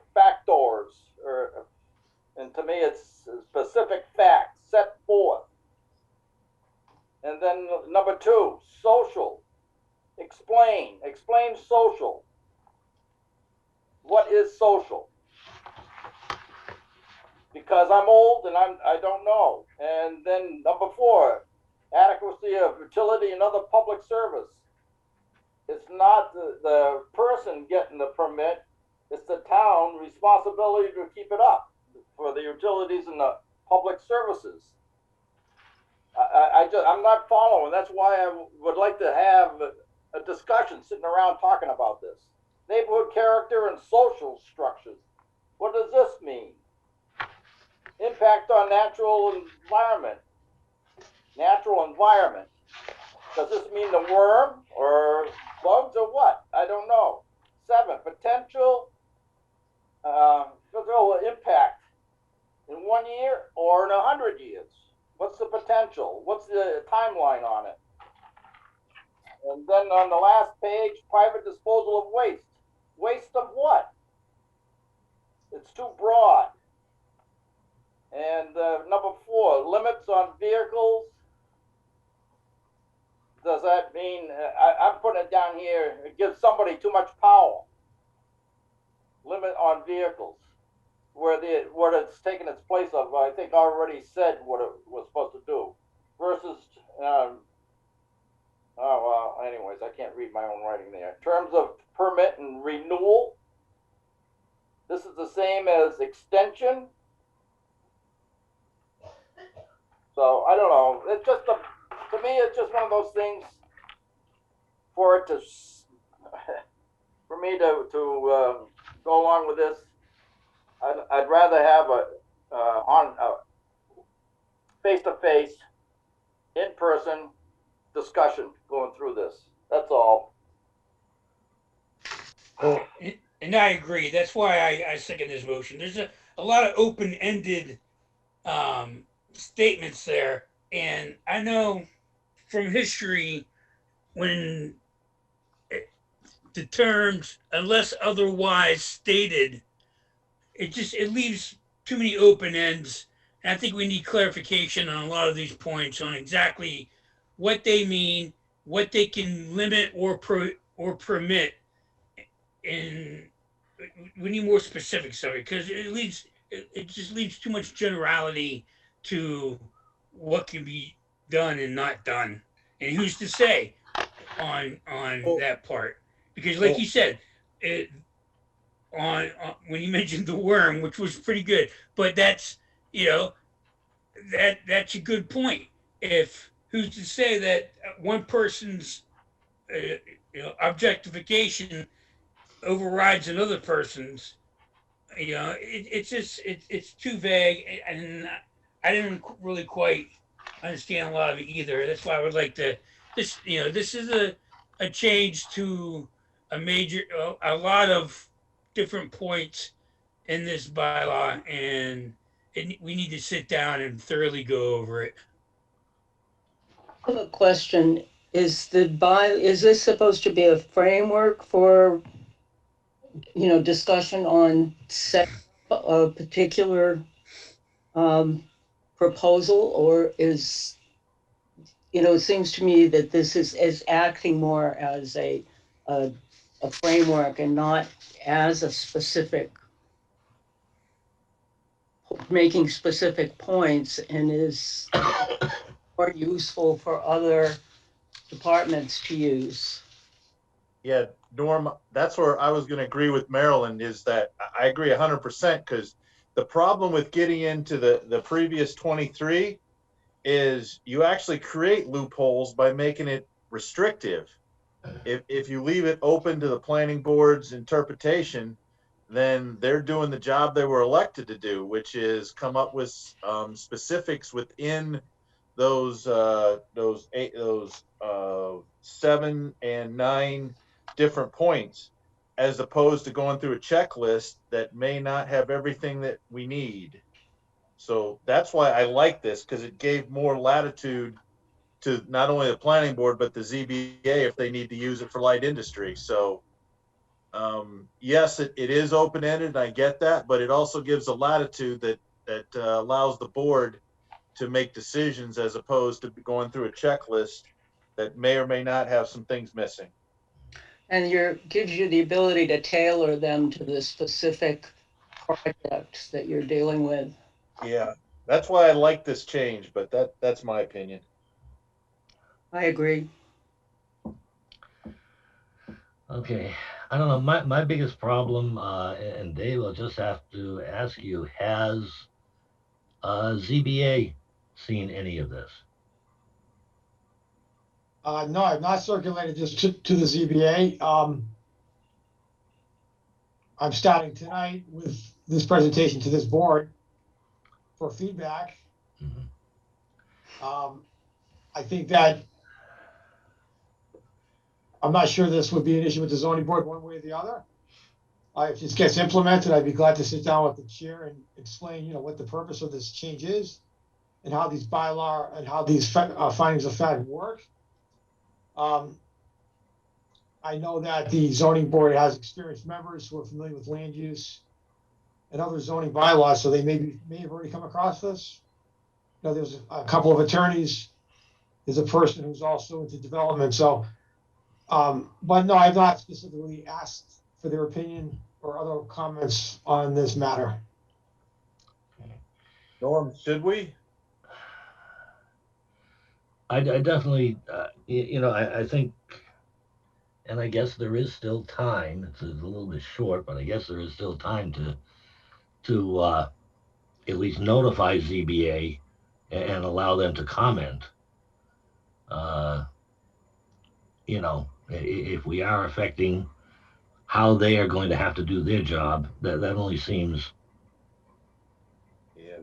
the right way to do this. Don't they have, I apologize, don't they have a meeting tomorrow? Am I wrong? If I'm not mistaken, there is something, I'm not saying it's tomorrow, but Yes, there is tomorrow. They have a pretty full agenda though. They have two hearings. Technically one of them is 3 separate hearings, but we are going to be scheduling another meeting for May 5th. That's right before the full meeting. That's Yeah. That's not. yeah.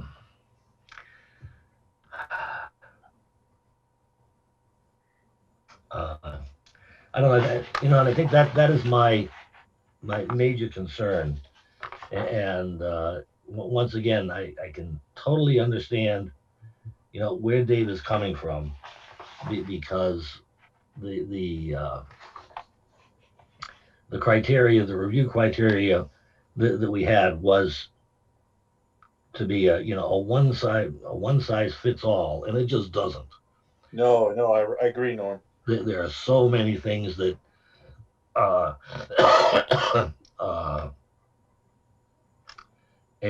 common driveway just doesn't need to answer, or even for that matter, an estate lot. And I'm not sure what our best solution here is. I really hate to put this off, because there's already a placeholder, isn't there, on the warrant? Yeah. Yeah, it is, because I looked at the warrants. Yeah, it's. If I could, I would just say that, there's another item that we're going to discuss later on in the meeting, which is the accessory apartment bylaw as an LPA project. Now I know there's some opinions about not taking zoning in the fall, but I'm not sure I see the rationale for it. Maybe the board would like to take the summer and review this further.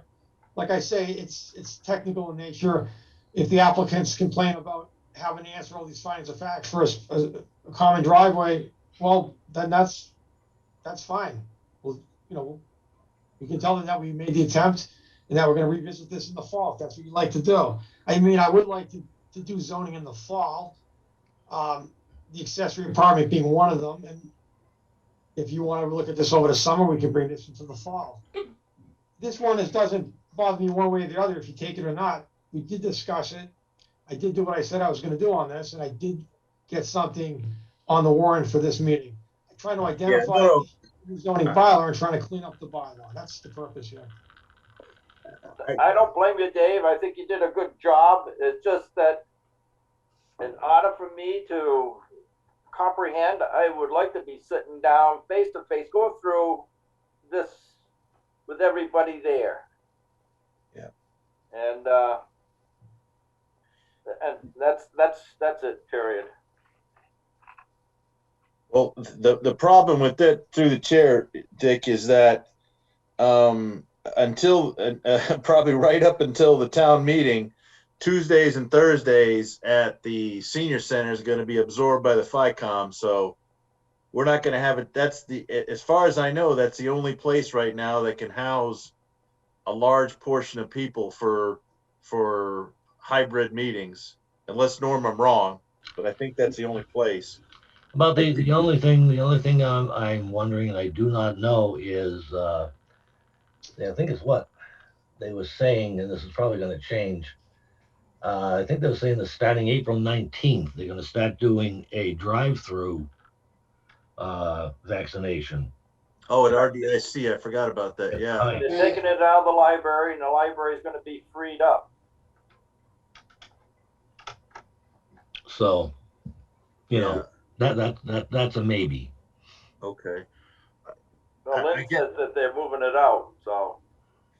I guess just to make me feel warm and fuzzy, is there any chance, Norm and Dave, that we could, tomorrow email it to the ZBA and ask for comments and still, I don't know. I personally like to get this on the, Dick, I hear your concerns. I just want to get things moving with cleaning up zoning bylaws. And again, I'm with Marilyn on this. I think, yes, it's not specific like the previous ones, but it's left interpretations up to the boards of how to, they could even use the old bylaw pieces as points to fill out their findings from these 7 and 8 points that are in here. But I don't know. Or 7 and 9. I don't know that. Norm, it's Tamika, if I may. I just worry that if they are only seeing it for the first time tomorrow, if that would really give them ample time to review it and make comment before the meeting tomorrow night. Yeah, I have to agree there. It's not on their agenda either, and this would demand some level of. I would take this presentation and provide this to the zoning board, but it's not on their agenda. Oh, no. I guess I apologize. I was probably not enunciating myself. I just want to get it to them tomorrow so they can start looking at it. I wasn't expecting them to give an answer by tomorrow. That's crazy. 24 hours. So yeah. I just want to, but I still would like, I know they've got a meeting on the 5th, and if that's 3 weeks to look this over. I think that's ample time to have any major comments. The problem is our meeting's on the 11th unless we call a special one before that. So I don't know. I'm with Dave on this. I don't have a problem having updates and non-major bylaws in the fall town meeting, even though there was a few individuals that say it shouldn't happen. Again, then great. I don't want any budget items on the fall town meeting. Where does that stop? Yeah, and this is not a. We're not rewriting a bylaw from scratch. That's right. That's right. So, it's still the same bylaw. So fall town meeting to me should be fine for something like this. Yeah. Yeah, I think so. Dave, it's not going to hurt your feelings if we put it off to fall town meeting. No, like I say, I want the board to be comfortable, with this. It's largely technical in nature. The only thing I'm going to ask of the board is if you have any particular comments, I'd like to get those. Now that you've had a chance to review it, I'd like to get the comments back so I can try to think of an answer to your questions and concerns as we look at Okay. this further. And I'd like some clear support to say that we will do zoning in the fall, if it's a particular type of zoning amendment, whether it's this or the accessory apartment, something that's not controversial. So if there's no support for that, then we won't do this. What do we, So what do we do, Norm? Do we tell the select board and the TA that on non major zoning changes that we plan to execute them in the fall, and that's how we feel? I don't think we need to tell them. Okay. Right, and I wouldn't say changes, I might say revisions or. Yeah, modifications, revisions, Marilyn. Yeah. Yeah. Okay.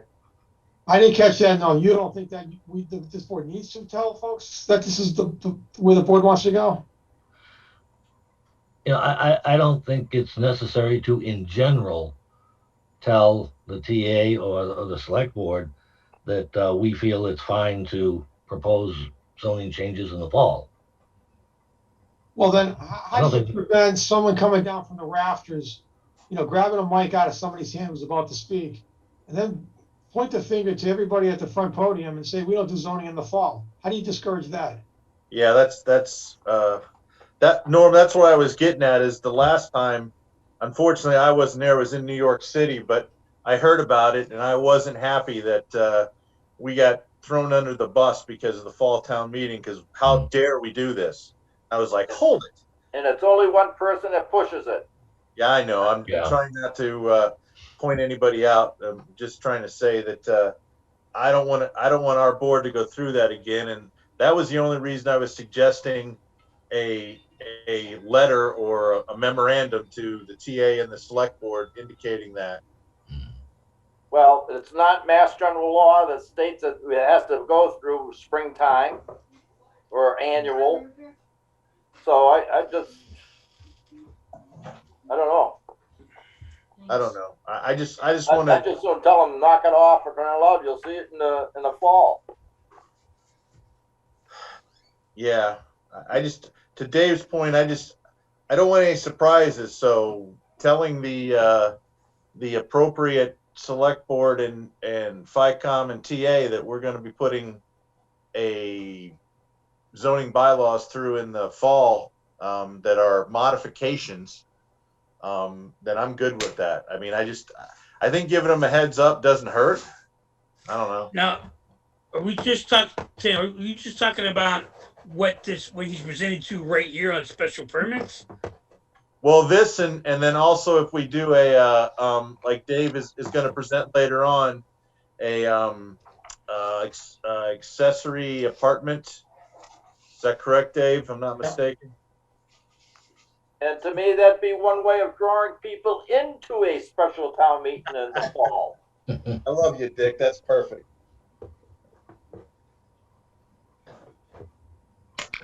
Go ahead. Okay, so where does the board stand on this one? Well, since the warrant hasn't been placed, I guess we need to make a decision. Are we going to ask for it to not be put on the warrant and be moved, that we're planning to move it to the fall town meeting?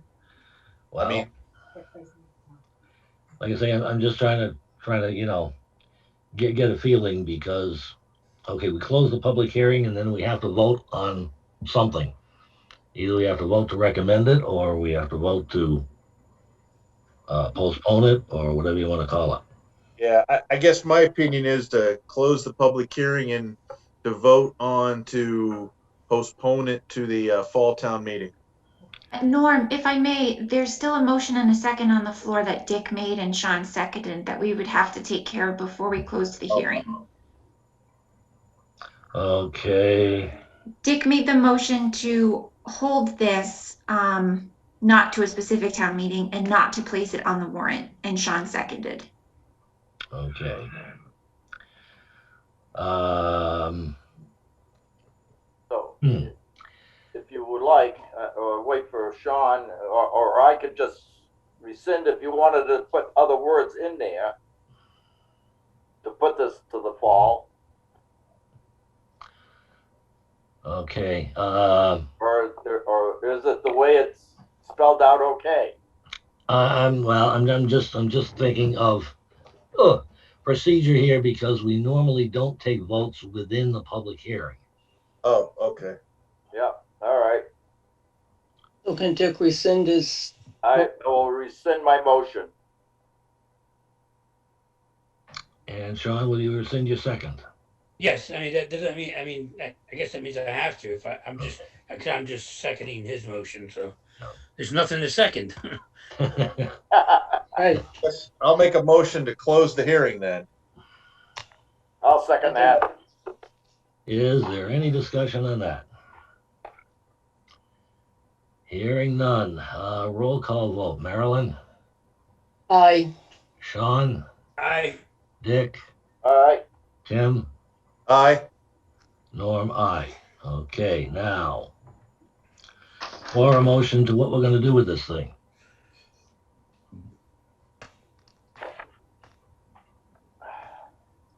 I guess I'll make a motion to postpone the vote for this modification to our bylaw from the May 8th town meeting to the special town meeting that will be that'll be scheduled for the fall of 2021. Second, And if it doesn't come up, Yes, but at least we can try to get it done. there probably will be another special town meeting. I'm just saying that just to say the next, well, better not say the next, because somebody could come in with a citizen petition to have a town meeting. All right, I'll stay with Tim's. Second that one. Okay, so I have a motion and a second. Any further discussion? Once again, roll call. Sean, I Tim, Aye. Marilyn, aye. Dick, Aye. and Norm, aye. The only thing and Dave, what I would do is I'd probably forward it to ZBA since they're the other major one just for comments, and then that'll at least get the ball rolling. Yes. Yeah, I probably would be holding on to this for a while and do that as we get closer. And I'd probably want it to have this placed on an agenda for a ZBA meeting. I'll make the presentation and be there to answer any questions that they have. Well, my thought process is, Dave, and the board can tell me if I'm wrong, I'd rather get it done now, get it blessed, and then just have it sitting in the pile ready to go for the fall. That's my opinion. Yeah. So. I just, anyhow, I never know what's coming up in the next 5 or 6 months. So if we got it taken care of, I mean, I honestly believe you've got it done. It's just some explanation and any feedback from the ZBA. Because again, like Maryland, I like it because it gives ability for the planning board to have latitude for findings. And I have some questions about some of the words in there and what they mean. And So. I'm old. Yeah. I'm sorry, I'm old. So the question is really, when do we start working on it again? Well, at the very least, I think it probably almost needs to be a running agenda item. Leave it on the agenda every meeting. I Sounds agree. good. Because once again, you don't know how meetings go. You don't know how long they're going to run. You figure we're already up to 8:45 tonight. Oh yeah, you're right. So do you need a motion? I mean, I can make a motion to put this as a running agenda item. So moved. Or you did, and I'll second. Okay. Any discussion on that? Roll call vote. Marilyn, Aye. Sean, I Tim, Aye. Dick, Aye. Norm, aye. Just a quick note. I think we're kind of getting more and more all the time of a good sign of what a good town planner can do for us, and Really? very particularly, I think we need to give Dave the support for doing the in-law apartment bylaw. Yeah, it's about time. Let's just put it that way. Okay, next. I don't know if we ever did revision to subdivision regulations, which I don't believe we've gotten anything from Carl yet on a new roadway cross section. Right, so the follow-up here is that he hasn't had a chance to prepare that yet. He's aware that he has it as something to take care of. Okay. Town center study. Town center study, so there was a public forum on the 8th of April. The survey results, we took a look at the survey results. We answered questions from the public. There were 15 people who logged into the meeting. The immediate next steps are for the town center study committee to either meet on the 20th, depending on school vacation issues, or the 27th, to review the outcome of the forum and determine what the next steps are, which at this point is really getting to the wrap-up phase, where we're looking to identify the question survey, get to some recommendations, and get to a report that can be finally issued by the end of June. Okay. Master plan update. Master plan. So currently there's a survey that's being worked on. It was presented at the last meeting. There were some questions about style and some of the questions. So the group was asked to come up with recommendations and some comments.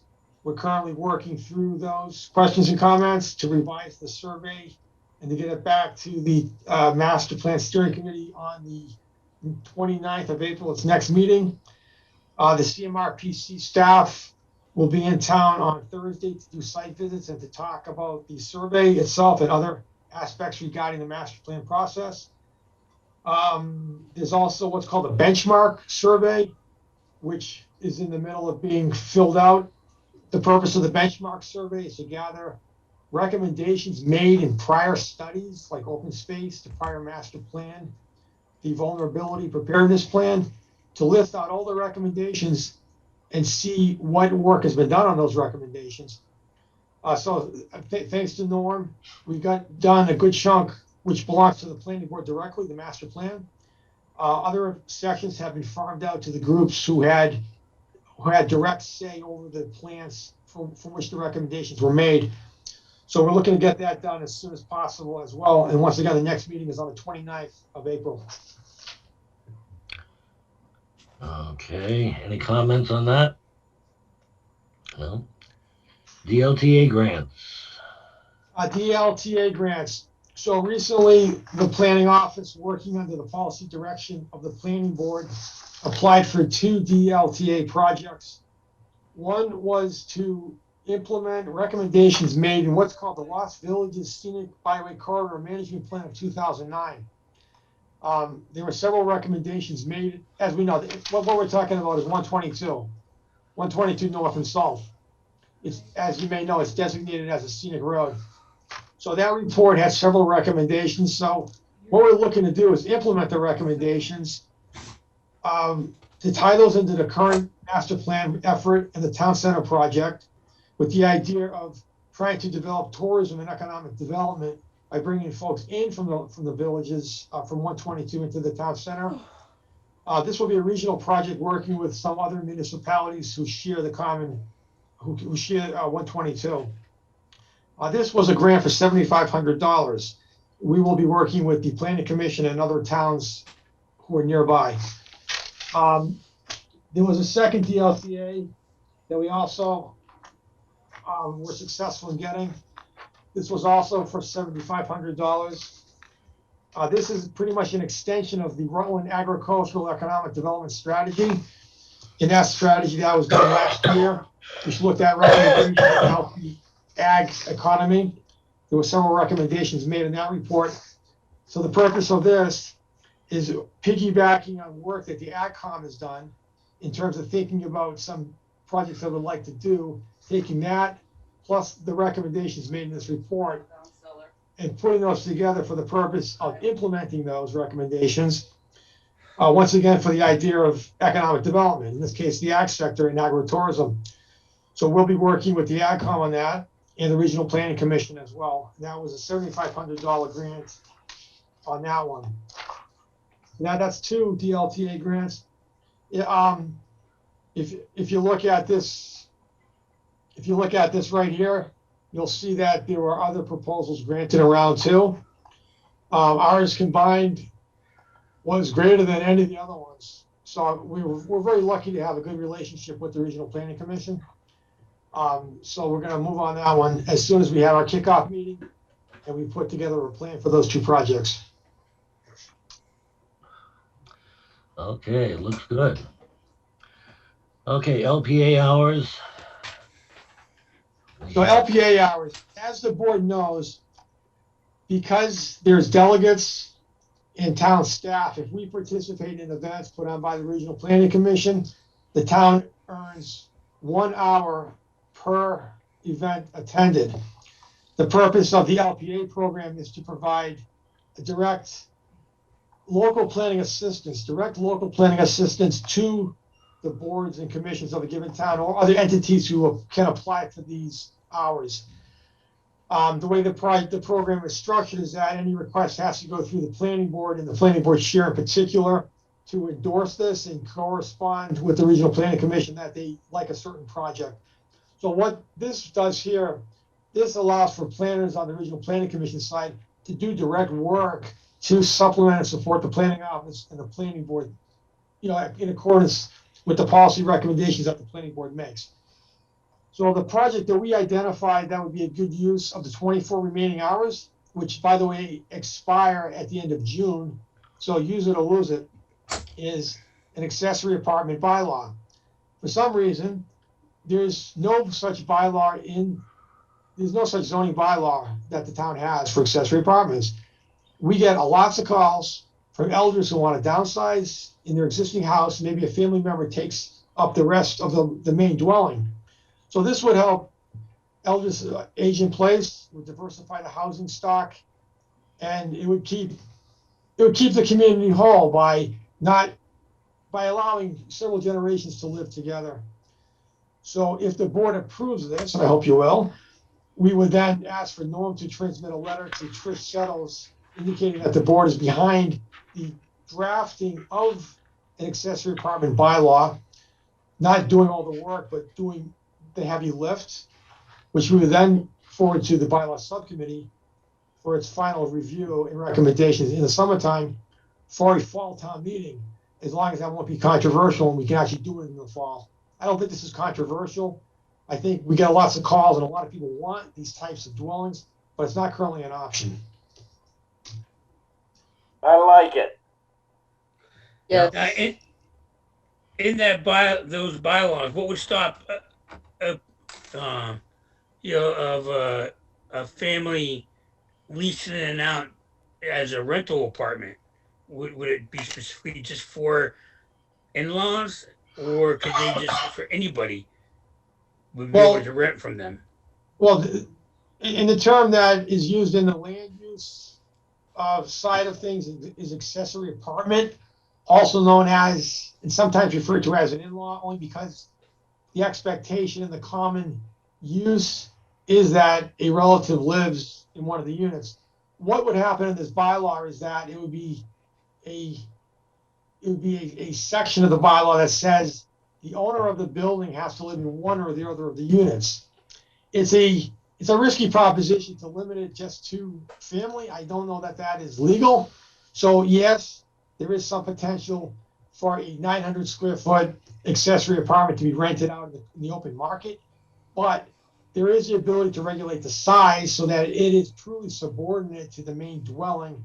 What we tend to see in zoning bylaws that exists elsewhere is someplace between 700 and 900 square feet total gross floor area, wall to wall, for the accessory apartment without any carve outs. You can't subtract the hallway, you can't subtract the bathroom, it's the whole thing. So what that really boils down into as a practical matter is no more than 2 bedrooms of a minimal size, a basic kitchen, and a common area and a bathroom. So we're not talking something of the scale of what's currently being built, which is typically 3,500 square feet and up. So they're a totally different animal. I don't know. I've seen places, you know, and I'm not from Massachusetts, and I'm not going to say exact places where I've lived, but where you can have 8 people to a 2-bedroom apartment, 4 in each room. I mean, it just, I don't know. I mean, I have to wait to see what's written first, and how you going to enforce, you know, if someone has, you know, they renting out, you know, 3 to a room as, you know, as rentals. I don't know. There's a lot of things that just need to be answered on what can Yeah, be but I'm allowed. not, all I'm looking for tonight is whether or not the board approves this Yeah. concept, such that the town should pursue it. At that point, with the types of questions you're asking, those will be addressed once the bylaw is drafted. We're gonna ask the planning commission to make choices, to make a list of decision trees for the board to respond to. You want 7, 9, you want larger by a permit process, you know, how do you wanna do it? Obviously, Okay. these are the types of questions that I would expect to come to the table. Norm, I don't have a problem with this as long as there's someplace in there that you got to buy a harbor home first. Yeah.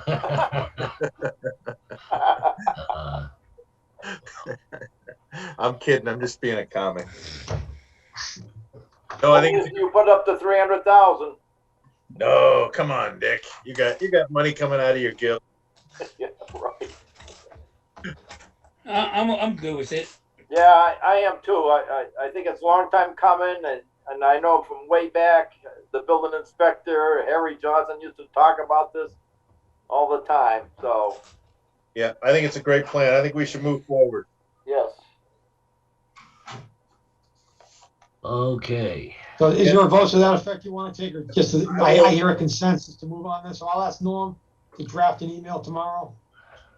I don't have a problem putting a motion that we use our remaining 24 hours to have the CMRPC do the heavy lifting for assisting Dave and putting together a accessory apartment bylaw to bring to the bylaw subcommittee. I'll second that. Okay. Any discussion? Okay. Roll call vote. Sean? Aye. Tim? Aye. Marilyn? Aye. Dick? Aye. Norm? Aye. Next, ZBA matters 414 meeting. Good work, Dave.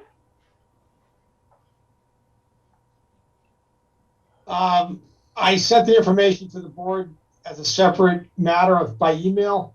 If you want me to open up the plans, I can do it. Otherwise, if you've seen the plans and you want to indicate whether or not you have anything you want us to send to the ZBA tomorrow from the planning office for comments, we'd be glad to go whatever direction you want to go. Can somebody tell me where it's located? Which one, 29 Berry Paxton Road or the Bushy Lane one? Barry Paxton Road. It's way down. Let me get a map. Let me get the map up again like we did before. The GIS here. Yeah. So 29 Berry Paxton Road.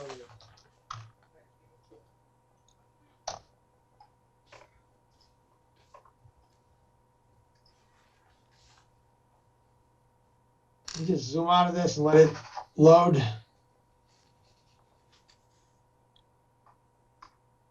It's down here by all this cool sandy beach.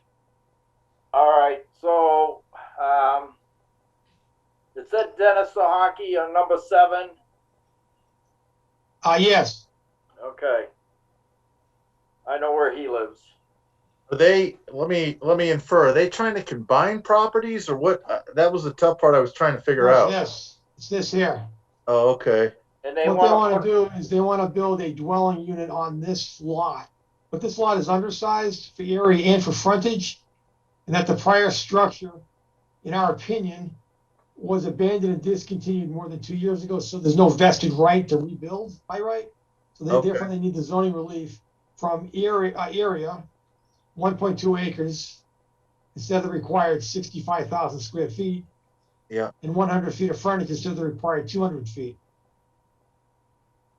Okay. And this is one of the, just like we have on Route 68 and Wachusett Street, those dwellings is what you're trying to put there. I'm not sure I understand what you mean.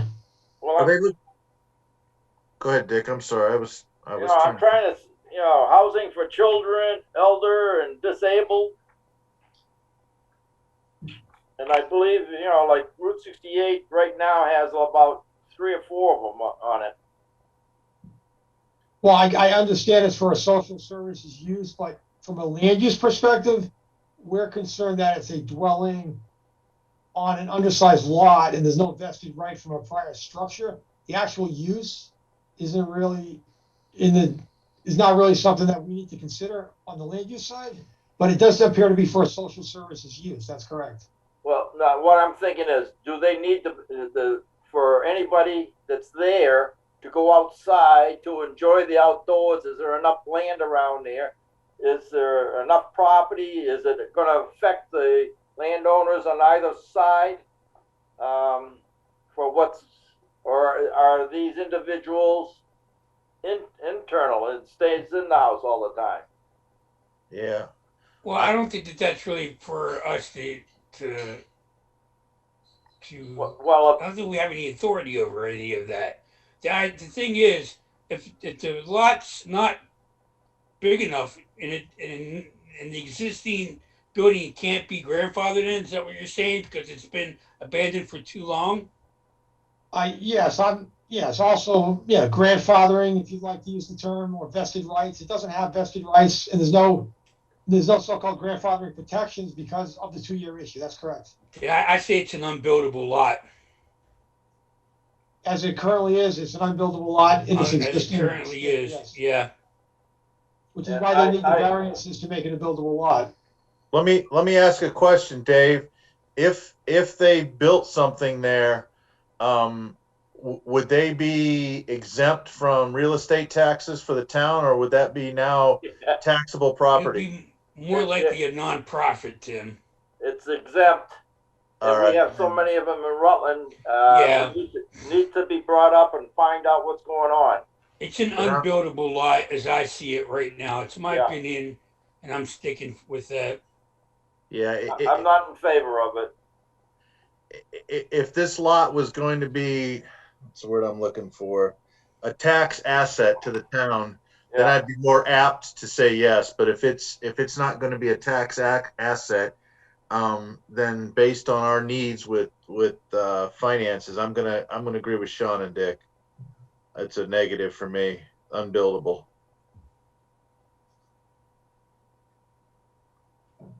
Anyone else? Then I guess the question is there comments that you want to come from the planning office to the zoning board on this matter that don't necessarily get too much involved with the use? Because that's it's about a structure, it's not about a use.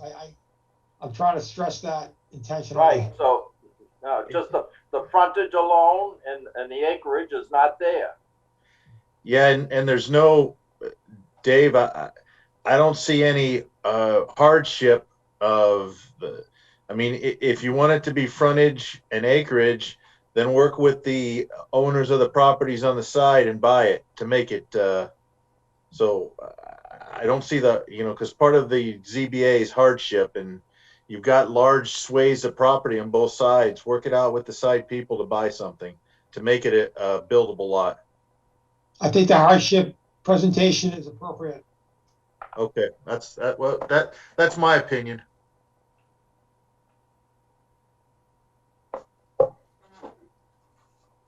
So, do we want to notify ZBA?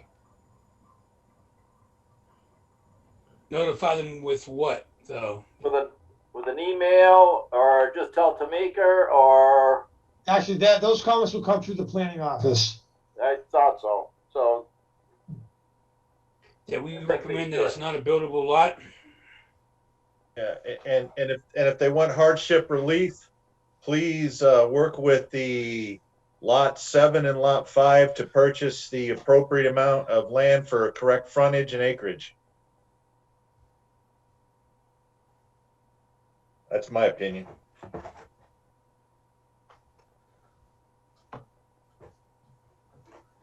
all right.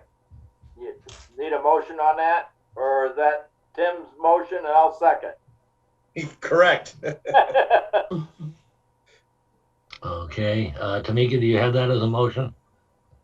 Yes, I do. Okay. So a motion and a second. Any further discussion? Okay, here we go again. Roll call vote. Dick, Aye. Sean, Aye. Marilyn, Aye. Tim, Aye. Norm, aye. All right, great. And then Bushy Lane, what they want to do is put a temporary dwelling on the lot while they construct a new permanent residence. That requires a special permit from the zoning board to have something on the lot for a period of at least 1 year. And You we mean do like have, it's in our rules and regulations. Yeah, Remember Addison Redfield brought it up. we changed that about 5 years ago, didn't we, Dick? 5 or 6 years ago. We did. Right. So I think the answer is approved. Yeah, but why is it going through ZBA if we already have it in the books? It's not a subdivision matter. It's a zoning bylaw provision that allows for a dwelling on the lot like a trailer while a new structure is built. The permit granting authority is the zoning board on this matter.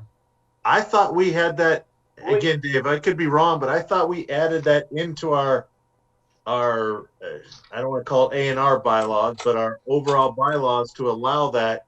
Correct. So somebody, if they were going to build a house, they could. I agree.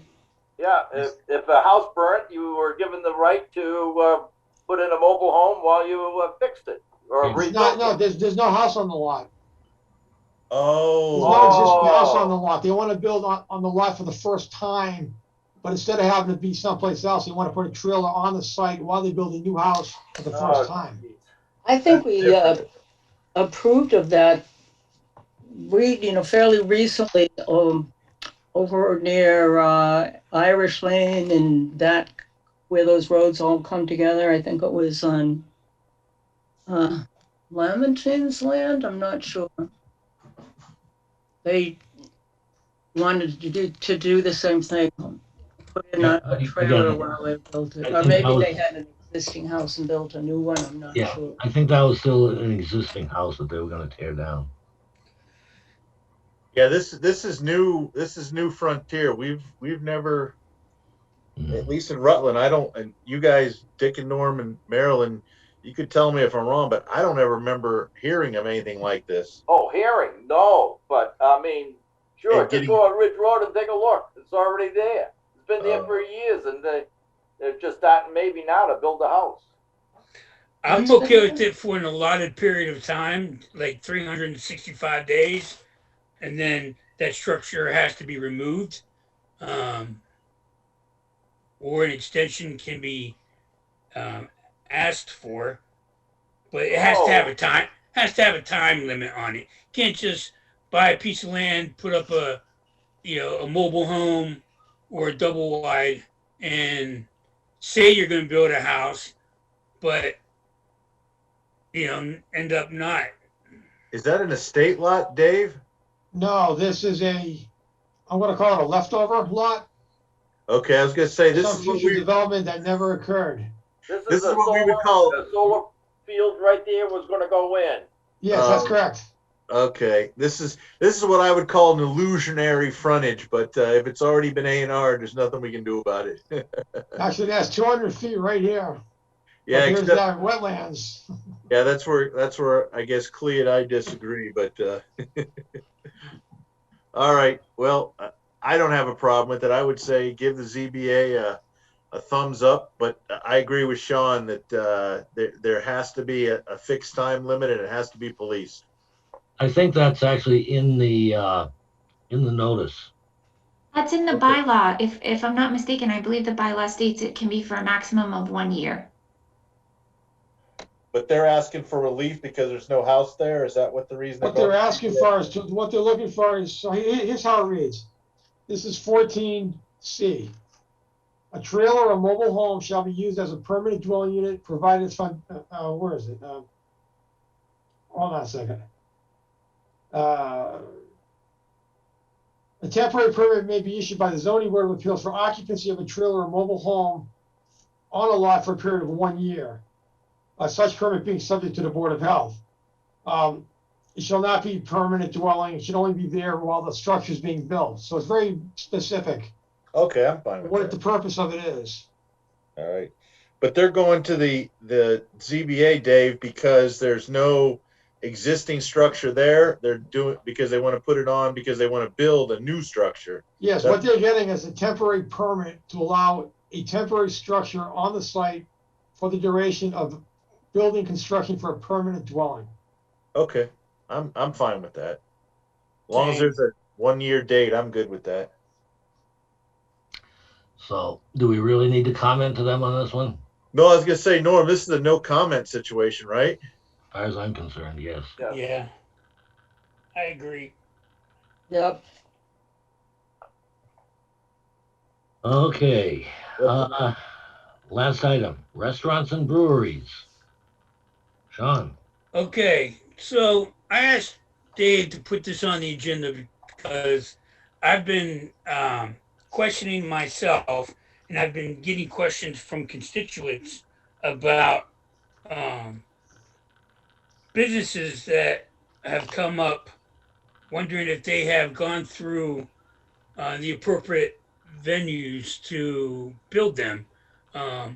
One, I'll get on the one that's not so major right now, but I was told that there's a restaurant on Brintnal Drive, 45 Brintnal Drive, that someone has built an actual, and I haven't been up there.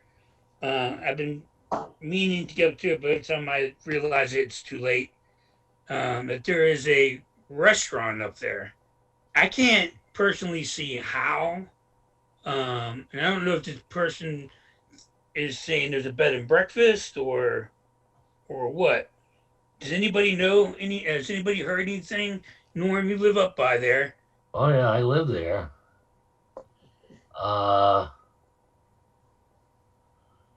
45 Brentnell Drive. George, Yeah, no. there's Good, cars parked, in the evening, that it's an ongoing restaurant. George Jones, it says, for what, 45? Well, if you go by there, and I don't know, Norm, if you can tell it, I will guarantee you that most of the kitchen equipment from the I don't know. I'll let it go. I'm going to get out of this one. I'm going to back out quickly. Okay, and see, Yes, sir. my point is, okay, and the other one I'm questioning is that Milk Taproom Brewery, when they built that. Now I've been on the board for 4 years now, and I don't remember Jarvie or anybody coming before to ask for any type of permit needing to build a brewery up there. It does one need to be requested. And that's why I asked Dave, is there some type of permit that has to, or does when someone, because I figure anything that has to be built has been coming through the planning board, whether it's been a house, the building, Blair's building for that pot shop. I mean, and I don't remember anything about that brewery coming before it. And, it's just like one day, poof, it was there, and all the licenses and permits were covered. And I just don't remember giving my vote on any of it. It did not come before the planning board, to the best of my knowledge. Right. Wouldn't it have needed site plan review at minimum? And Dave, maybe you can help me out with this one. It's my understanding that the use was considered to be allowed by right under the agricultural exemption for beer products that are either substantially made from crops grown in Massachusetts or manufactured on the site, that it did not need to come before the planning board. But That was a building permit matter in particular. It was up and running before that bylaw was put through. Yeah, So that's my thing. Before this bylaw got passed, that business was already up and running. They already had the liquor license. They had, and I'm gonna come around and say it looks like someone went to a back door and asked permission to build that thing when they didn't have any authority to be built. And I'm upset if it was supposed to come across us first.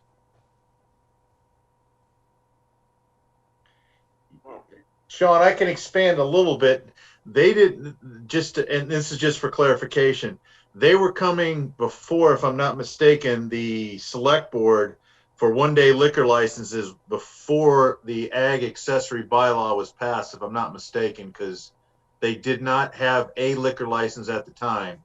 So to your point, yeah, I was struggling with that too, but because it was up and running, maybe I didn't put a lot of effort to it. But it seems they went from, again, to Dave's point, if they were just selling bulk liquor or bulk beer, I'm fine with that. But I think it's gone to a restaurant business, because now they've got bands up there. They serve food. They sell meat like a store.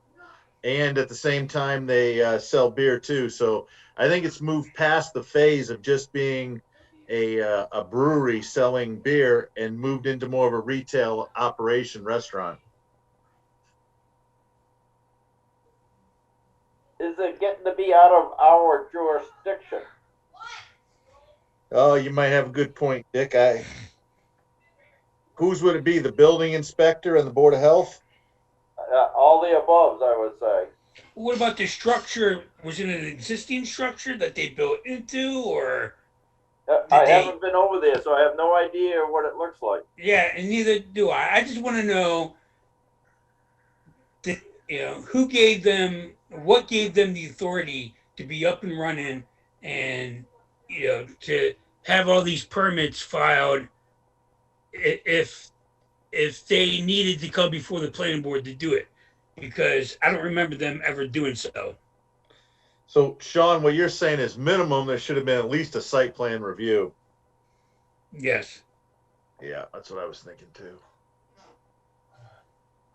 I don't know. I don't have a good answer for that. No, I think, as I indicated, this was considered to be an agriculturally exempt use that did not need site plan review.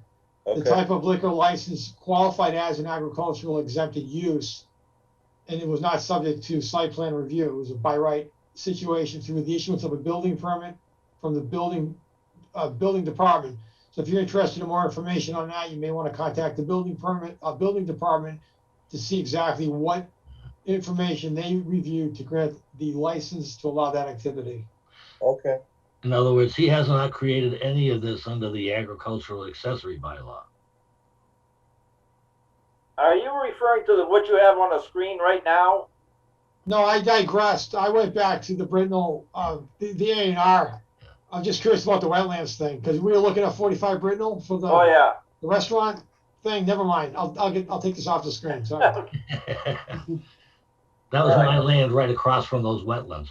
Yeah, I saw that, Norm. You got some wetlands there, buddy, or close to you. So we'll be watching when you sell that property. Yeah. No, he's going to be tapping in and filling water bottles. Next drought's coming. Sean's got a good point, because, you know, there's other businesses starting up, and there's, questions of, Yes.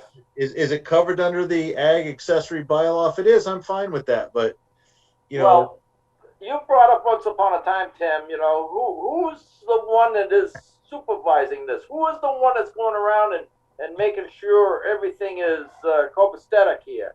oh, that was my biggest thing with the accessory bylaw, Dick, is I agreed with it, I supported it, but I don't believe anybody's going to police it. Yeah.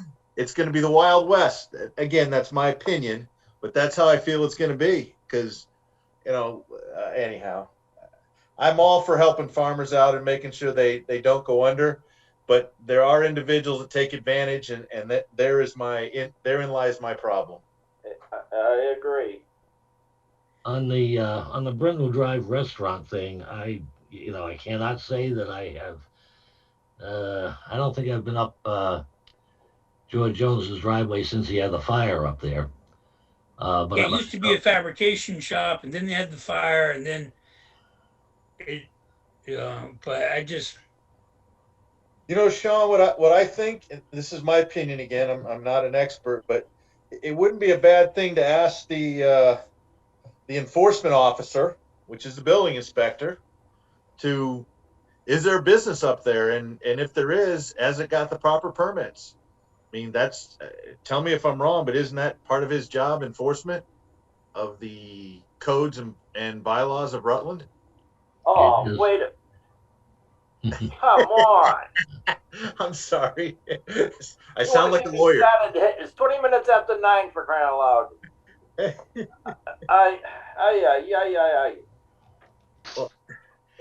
But this gets into, Norm, what I talked about like 5 years ago about occupational permits and small businesses. When do we want to open up the can of worms? I mean, literally. Tomorrow. Yeah. I mean, it's that bad that and again, I hinder no one from starting a business, but there's proper paperwork that has to be done. Yeah, and I agree. I mean, you can do whatever you want as long as you follow the rules and procedures that are set before you. And once you don't, then you need to be stopped. So I just want to make sure that somebody's not getting a backroom deal or a backdoor entry. Well, and the only way to do that entry at all. Yeah, is the enforcement officer's got to handle that. We can't I guess to my point, the planning board has no enforcement authority. All we can do is recommend, either through Dave or through Norm or yourself, go talk to not you personally, but any individual, go talk to the building inspector and bring it to his attention and say, you're interested in where the permits, has it been checked out, Because I guarantee you people are because this I didn't know about this, and I learned the hard way when I first moved in that any shed that you put in, even if it's prefabricated, you need a permit for. I didn't know that. I had a 10 by 12. I dropped in place. Harry came and discussed it. He goes, one of your neighbors narked on you. You got to get a building permit for that. And I said, okay, sir. And I did. I went back and filled the paperwork out, paid the fee. Harry inspected it, and off we went. But it's to your point, Sean. Got to follow the rules. Yes. Yeah, I mean, I put in a fence and I had to get a building permit. So, I mean, I'm not getting by with any freebies, and I guarantee I don't want anybody else to either. Yeah, I agree.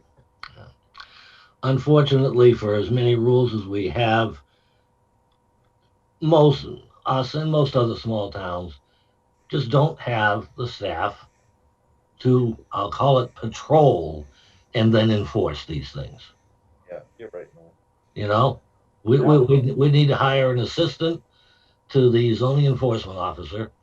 We need to hire an assistant to the town planner. And who knows what else. There's no money. Tell me about it. Well, then, how about fines? Yeah, well, that's the zoning officer's got to. He can issue those. Well, I think there should be fines involved and try to keep people straight and let people have a 30-day no fine if you fix it. But speaking of fines, may I ask Norm if you're? Are we done talking about this at the moment? Yeah, I guess the next question would be to reach out to the building inspector.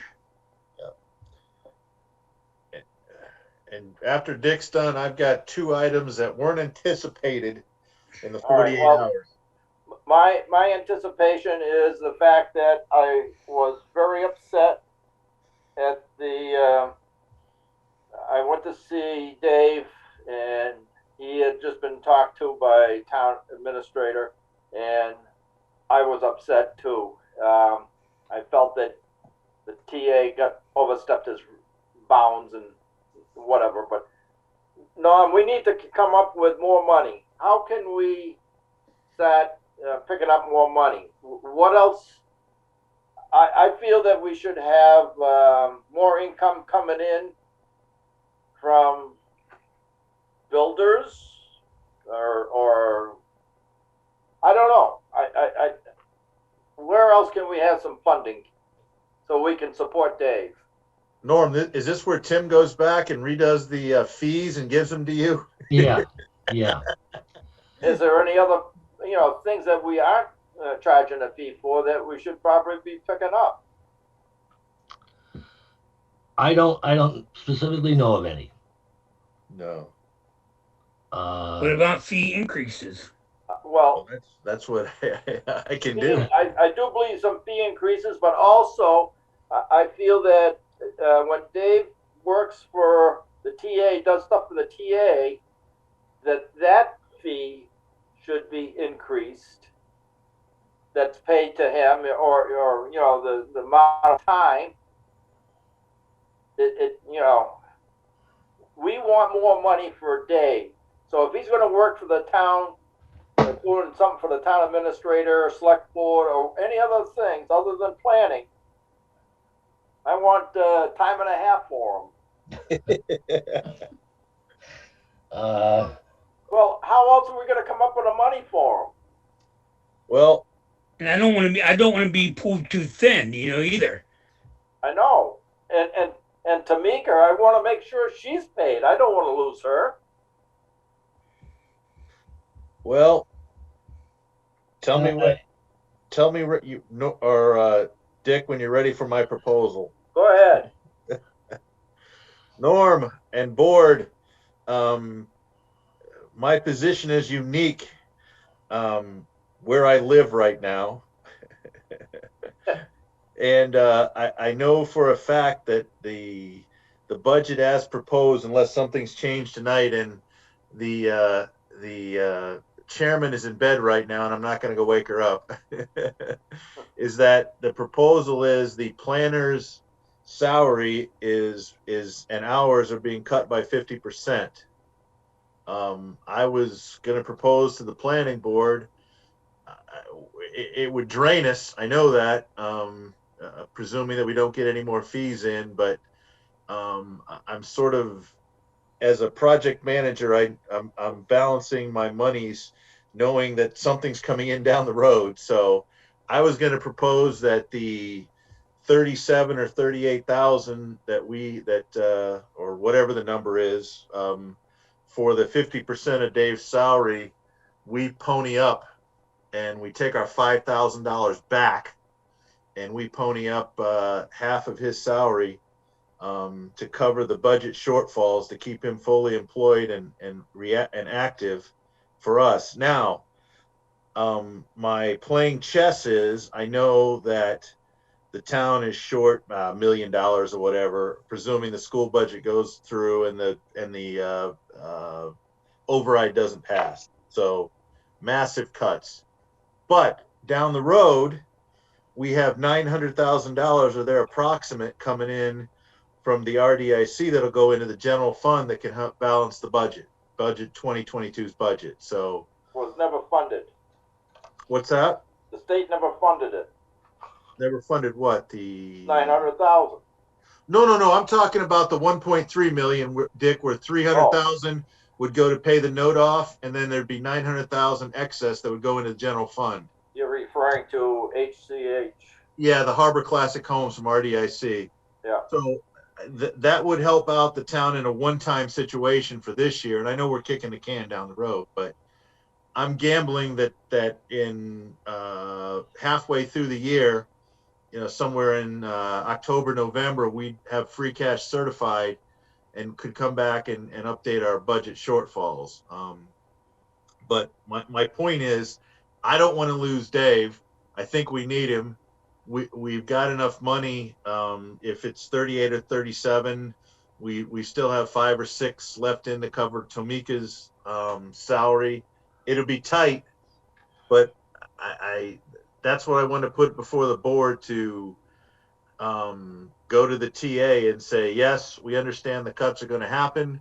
But the planning board to keep Dave 100% employed, and because we need him, we're going to contribute the 50% that the FICOM has taken away from him from our revolving fund to keep him still active and engaged with the planning board. And then there's a sub note between that. That means we have control of him for 50% of the time. So anyhow, I wanted to put that out before the board because they're getting close to placing the warrant, and I don't know if it needs to go on a warrant article, if the FICOM needs to be advised of it. I don't know, but I wanted to get it out in front of the board and see what the rest of the board thinks. And what about the fund there, raising the cap, revolving account?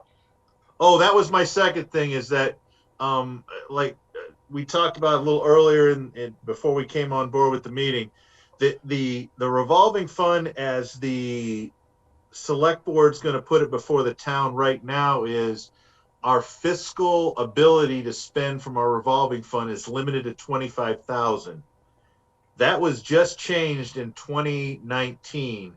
2018, 17, and 16, as far as Anita could find out, our cap was always $75,000. So I'm proposing to the board that we recommend, either through Norm or through Dave, on tomorrow's meeting with the select board, that we want our cap back to 75,000.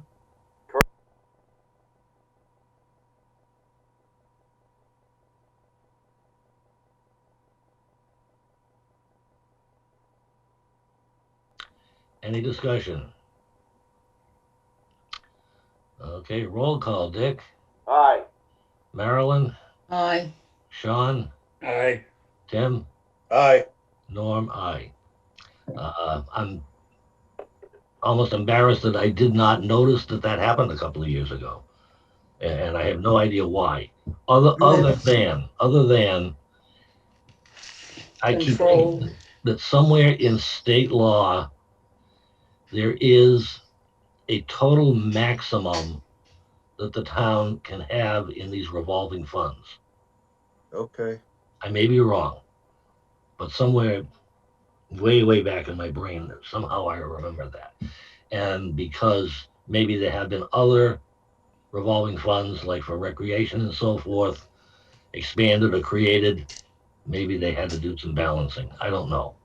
Well, Norm, the recreation is like 197,000. Let's take $50,000 worth of kids and keep them out of the pool. Yeah. Anyway. Well, and since we got through that, again, I wanted to see what the board thinks, because I mean, we've all seen it, we all know it, and I'm throwing out the piece what we don't know as a board. Maybe some people do. I know Dick does and I do. Is that Dave and Mike Nicholson were instrumental in bringing in the potential 1.3 Harbor Homes Classic job or opportunity the town has. We were struggling as a town to find somebody to come in there. They went out, got a commercial real estate person to step up, find an applicant, and between those two, now we got an opportunity for 1.3 or more $1 million of revenue for the town. So that's just another huge feather in his cap, and I don't want to lose him. Because I got to tell you, if you guys cut my hours by 50%, I'm off like a prom dress. I'm gone. So That's me. That's my personal opinion. I'm not speaking for Dave, but so I want to do whatever we can do to keep him on board for the rest of the year. Plus.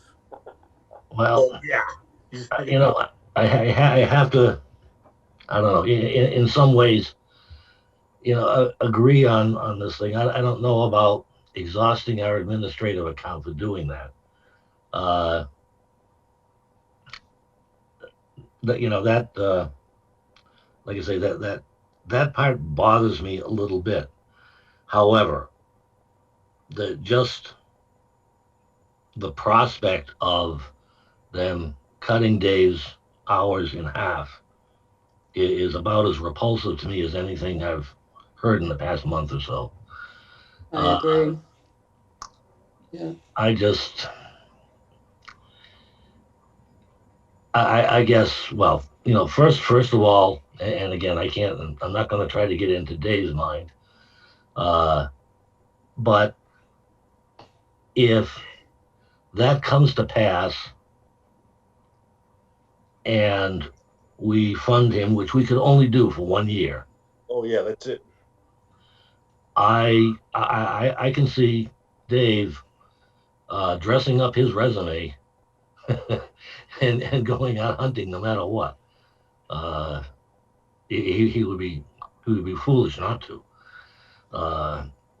because do we really have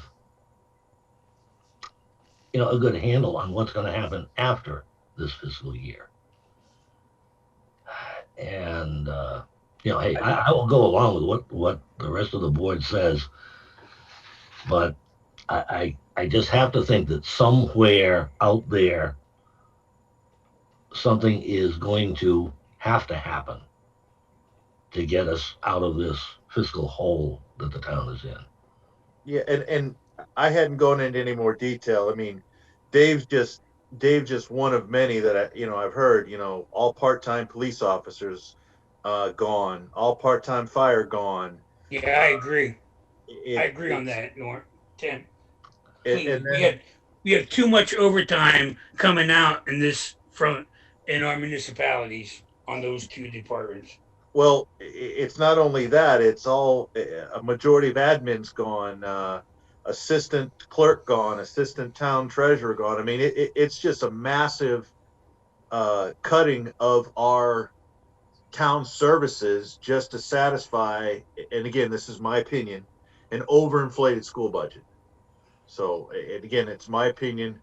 I don't agree with it. I mean, I can guarantee I'm going to be out voting down the school budget, and that's all I could say.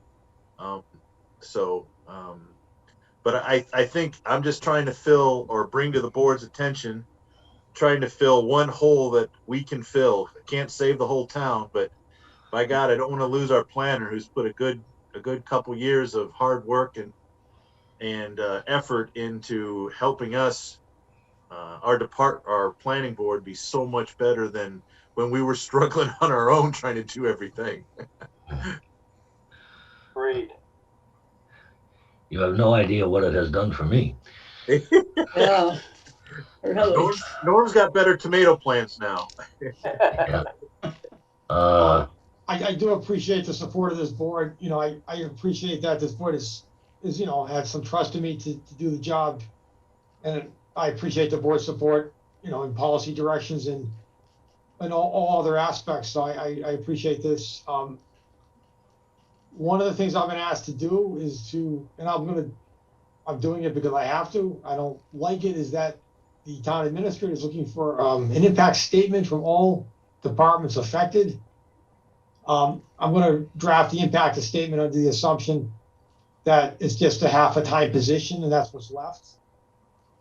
And make the presentation accordingly. I mean, maybe I should talk to Norm about this tomorrow in terms of some suggestions, but I think it would probably affect the level of support to this board, the level of technical staff support that this board would get if it was only 20 hours. I haven't really thought it through in terms of time spent, but I know, a good chunk of the job is spent staffing and serving the planning board on the technical side. So he's asked for that. He's asked for that from all departments. He's asked for it on behalf of the FinCom. So I'm just trying to avoid that, Dave, and that's why I wanted to get it before the board. And and I agree with Norm. It's going to devastate our our budget, but the fact that we have the money to do it is the reason why I wanted to get it before us, because I agree with Norm. This is a one time. This doesn't happen. If the TA and the FICOM think that we're going to do this every year, they got another thing coming. This is just and again, this is my opinion, that the town's been kicking this school budget down the kicking the can down the road for 3 years, and now it's time to pay the piper, and it's a steep bill. Yeah. So. And I thought we just paid off a school. Where the heck is that funding gone? That's the $6 you got off your taxes last 2 quarters. And where did all the money from the pilot agreements, where all the solar fields, where's all that money? Oh, they're going to set that aside and don't put it again. Yeah, right. They keep. Never mind. No, Dick, I was gonna ask the chairman or the vice chairman of the FICOM, what about all of these agreements? And Norm, you probably know about better than I do. These solar agreements that we entered into for cheaper electricity for the town. That the select boards. I don't know if you were part of it. Maybe it was just a select board. Yeah, I was aware of it. I wasn't. I'm just trying to think. I don't remember. Yeah, Gary making a deal way back. Yeah, Dick. Yeah.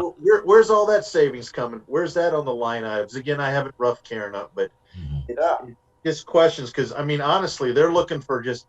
I mean, they took away our stipends, so if you don't know that, I'm telling you right now, you get nothing next year with the existing proposed budget. And Wow. It's everybody. It's not just the planning board. All stipends have been gone.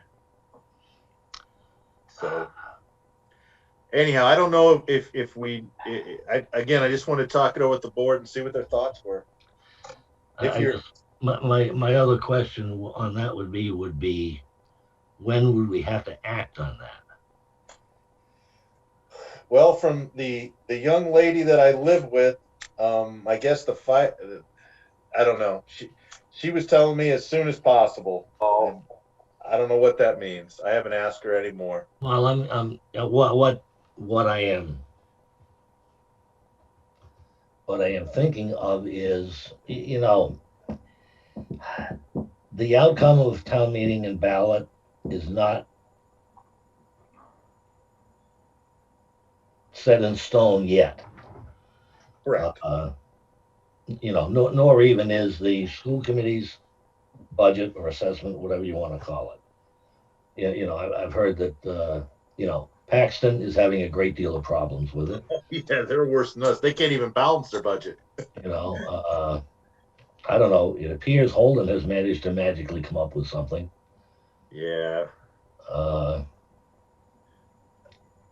But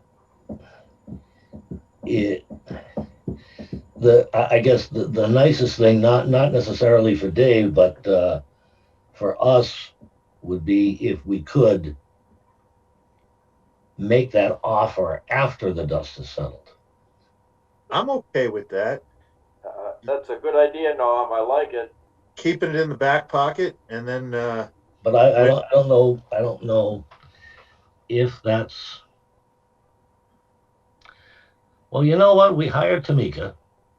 Yeah. And we pay her. So what do we do? Hire Dave on a 20-hour basis? Well, no. I'm wondering about what kind of legal steps have to be done in order for us to get that money to him. Okay, and I don't think that should be a problem. The more Okay.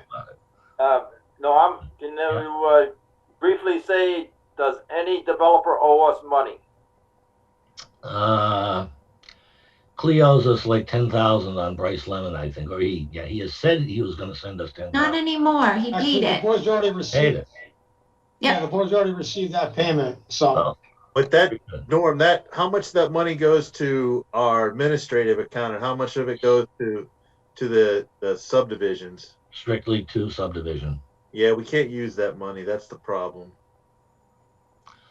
That's why I'm suggesting if the board's amendment God, I'm tired as hell.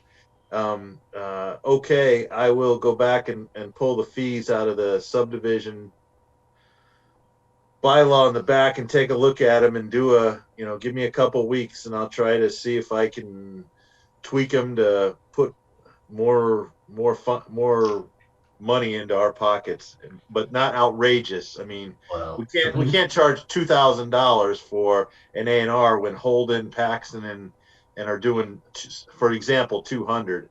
But we could up it. That's just it. And about the only real business we're getting now are special permits and ANRs. Yeah, that's why, Norm, I was thinking of capitalizing off it. Increasing it by $200 or $300 is not a killer when they're selling a lot for $90,000 for an acre. Mm. I don't see we're gouging anybody. Yeah. How much for special permits? 500, wasn't it, Norm? I think so. Most of them. They could go to 1,000. But what's that really going to get us? Yeah, exactly. A bigger administrative fund. I just. Why don't you had a good idea, Norm. Let's just keep it to ourselves, or about Dave at the moment, in case something happens. We don't want them to come back. Oh, you said you were. Yeah. Well, there's something to that. Yeah. But. So do we give Dave the golden ticket, saying, "Dude, we got your back"? Let's put it this way: if it has to be, and if we can, as far as I'm concerned, yes.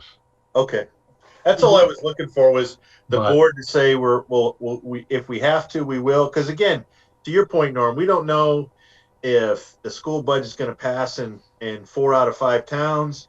I mean, this town might surprise me. They might vote yes for a $500,000 override, but if I'm betting in Vegas, I'm going to go with a no on that one. Mm-hmm. Yeah. Just and I'll bring it up and regret it later. I'd say at this point already, I kind of feel for Dave. And I'll tell you, it would not surprise me if he decided he needed to walk just because of the finances here. He'd be entirely justified in doing it, but I hope the hell he doesn't. Yeah, I agree. Well, that's Norm. That's one of the reasons I spoke with you, and I wanted to find out, did we have $38,000 or $40,000 in there to stopgap this for 1 year? Like I said, I know we can't cover this for a second year, and I'm hoping with this, the state has given Rutland $2.6 million in some type of fund release, but guess what? They gave him no direction on how to use it. Another great solution to the problem is give money, but don't say how you can use it. Perfect.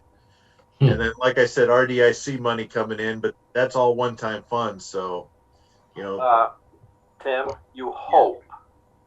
No, I rarely bank on things because I'm a pessimist, but my reading of Peter, I can't pronounce Campus, whatever. Peter. Yeah. Campobasso. Thank you. God, thank you, Tamika. He wants to make it happen. He'll do whatever it takes to make it happen. So he still hasn't gone up there and done any digging yet. So yeah. But anyhow, be careful. Again, there's 2 things I'm banking on for the planning board. Is one, $2.6 million of money from the state that's already been allocated to Rutland, and then any leftover money from RDIC that we make off of that the town makes off of the Harbor Home. So there is light at the end of the tunnel. I just wanted the board to help reassure Dave that we're behind him and we're going to do whatever it takes to keep him, at least for this year. And I understand, again, having only a 1-year contract is not easy to live through, but you know, I'm really hoping the schools get to come to Jesus, because Holden's already said next year this happens next year, and there is no way that they can support the increase next year. They will bankrupt the town. So anyhow, that's my speech, and I'm sticking with it. All right, I'm done. Not a nice note to end a meeting on. No, but I wanted to get it out there, Norm, because I wanted. Oh yeah, no, I feel we all ought to be on the same page. I Yeah. appreciate it. I wanted to throw out, Dave, this is not the FICOM's choice. This is what the cards they've been dealt. It's 3 years of the town, and I'm going to say the town, whoever, kicking down and the can of we can afford the schools, and now the party's over. Yeah, no, I live in the district as well, so, you know, I understand the push and pull with the schools who don't have a cap, with the municipal side has a cap, Yeah. you know, I know. So,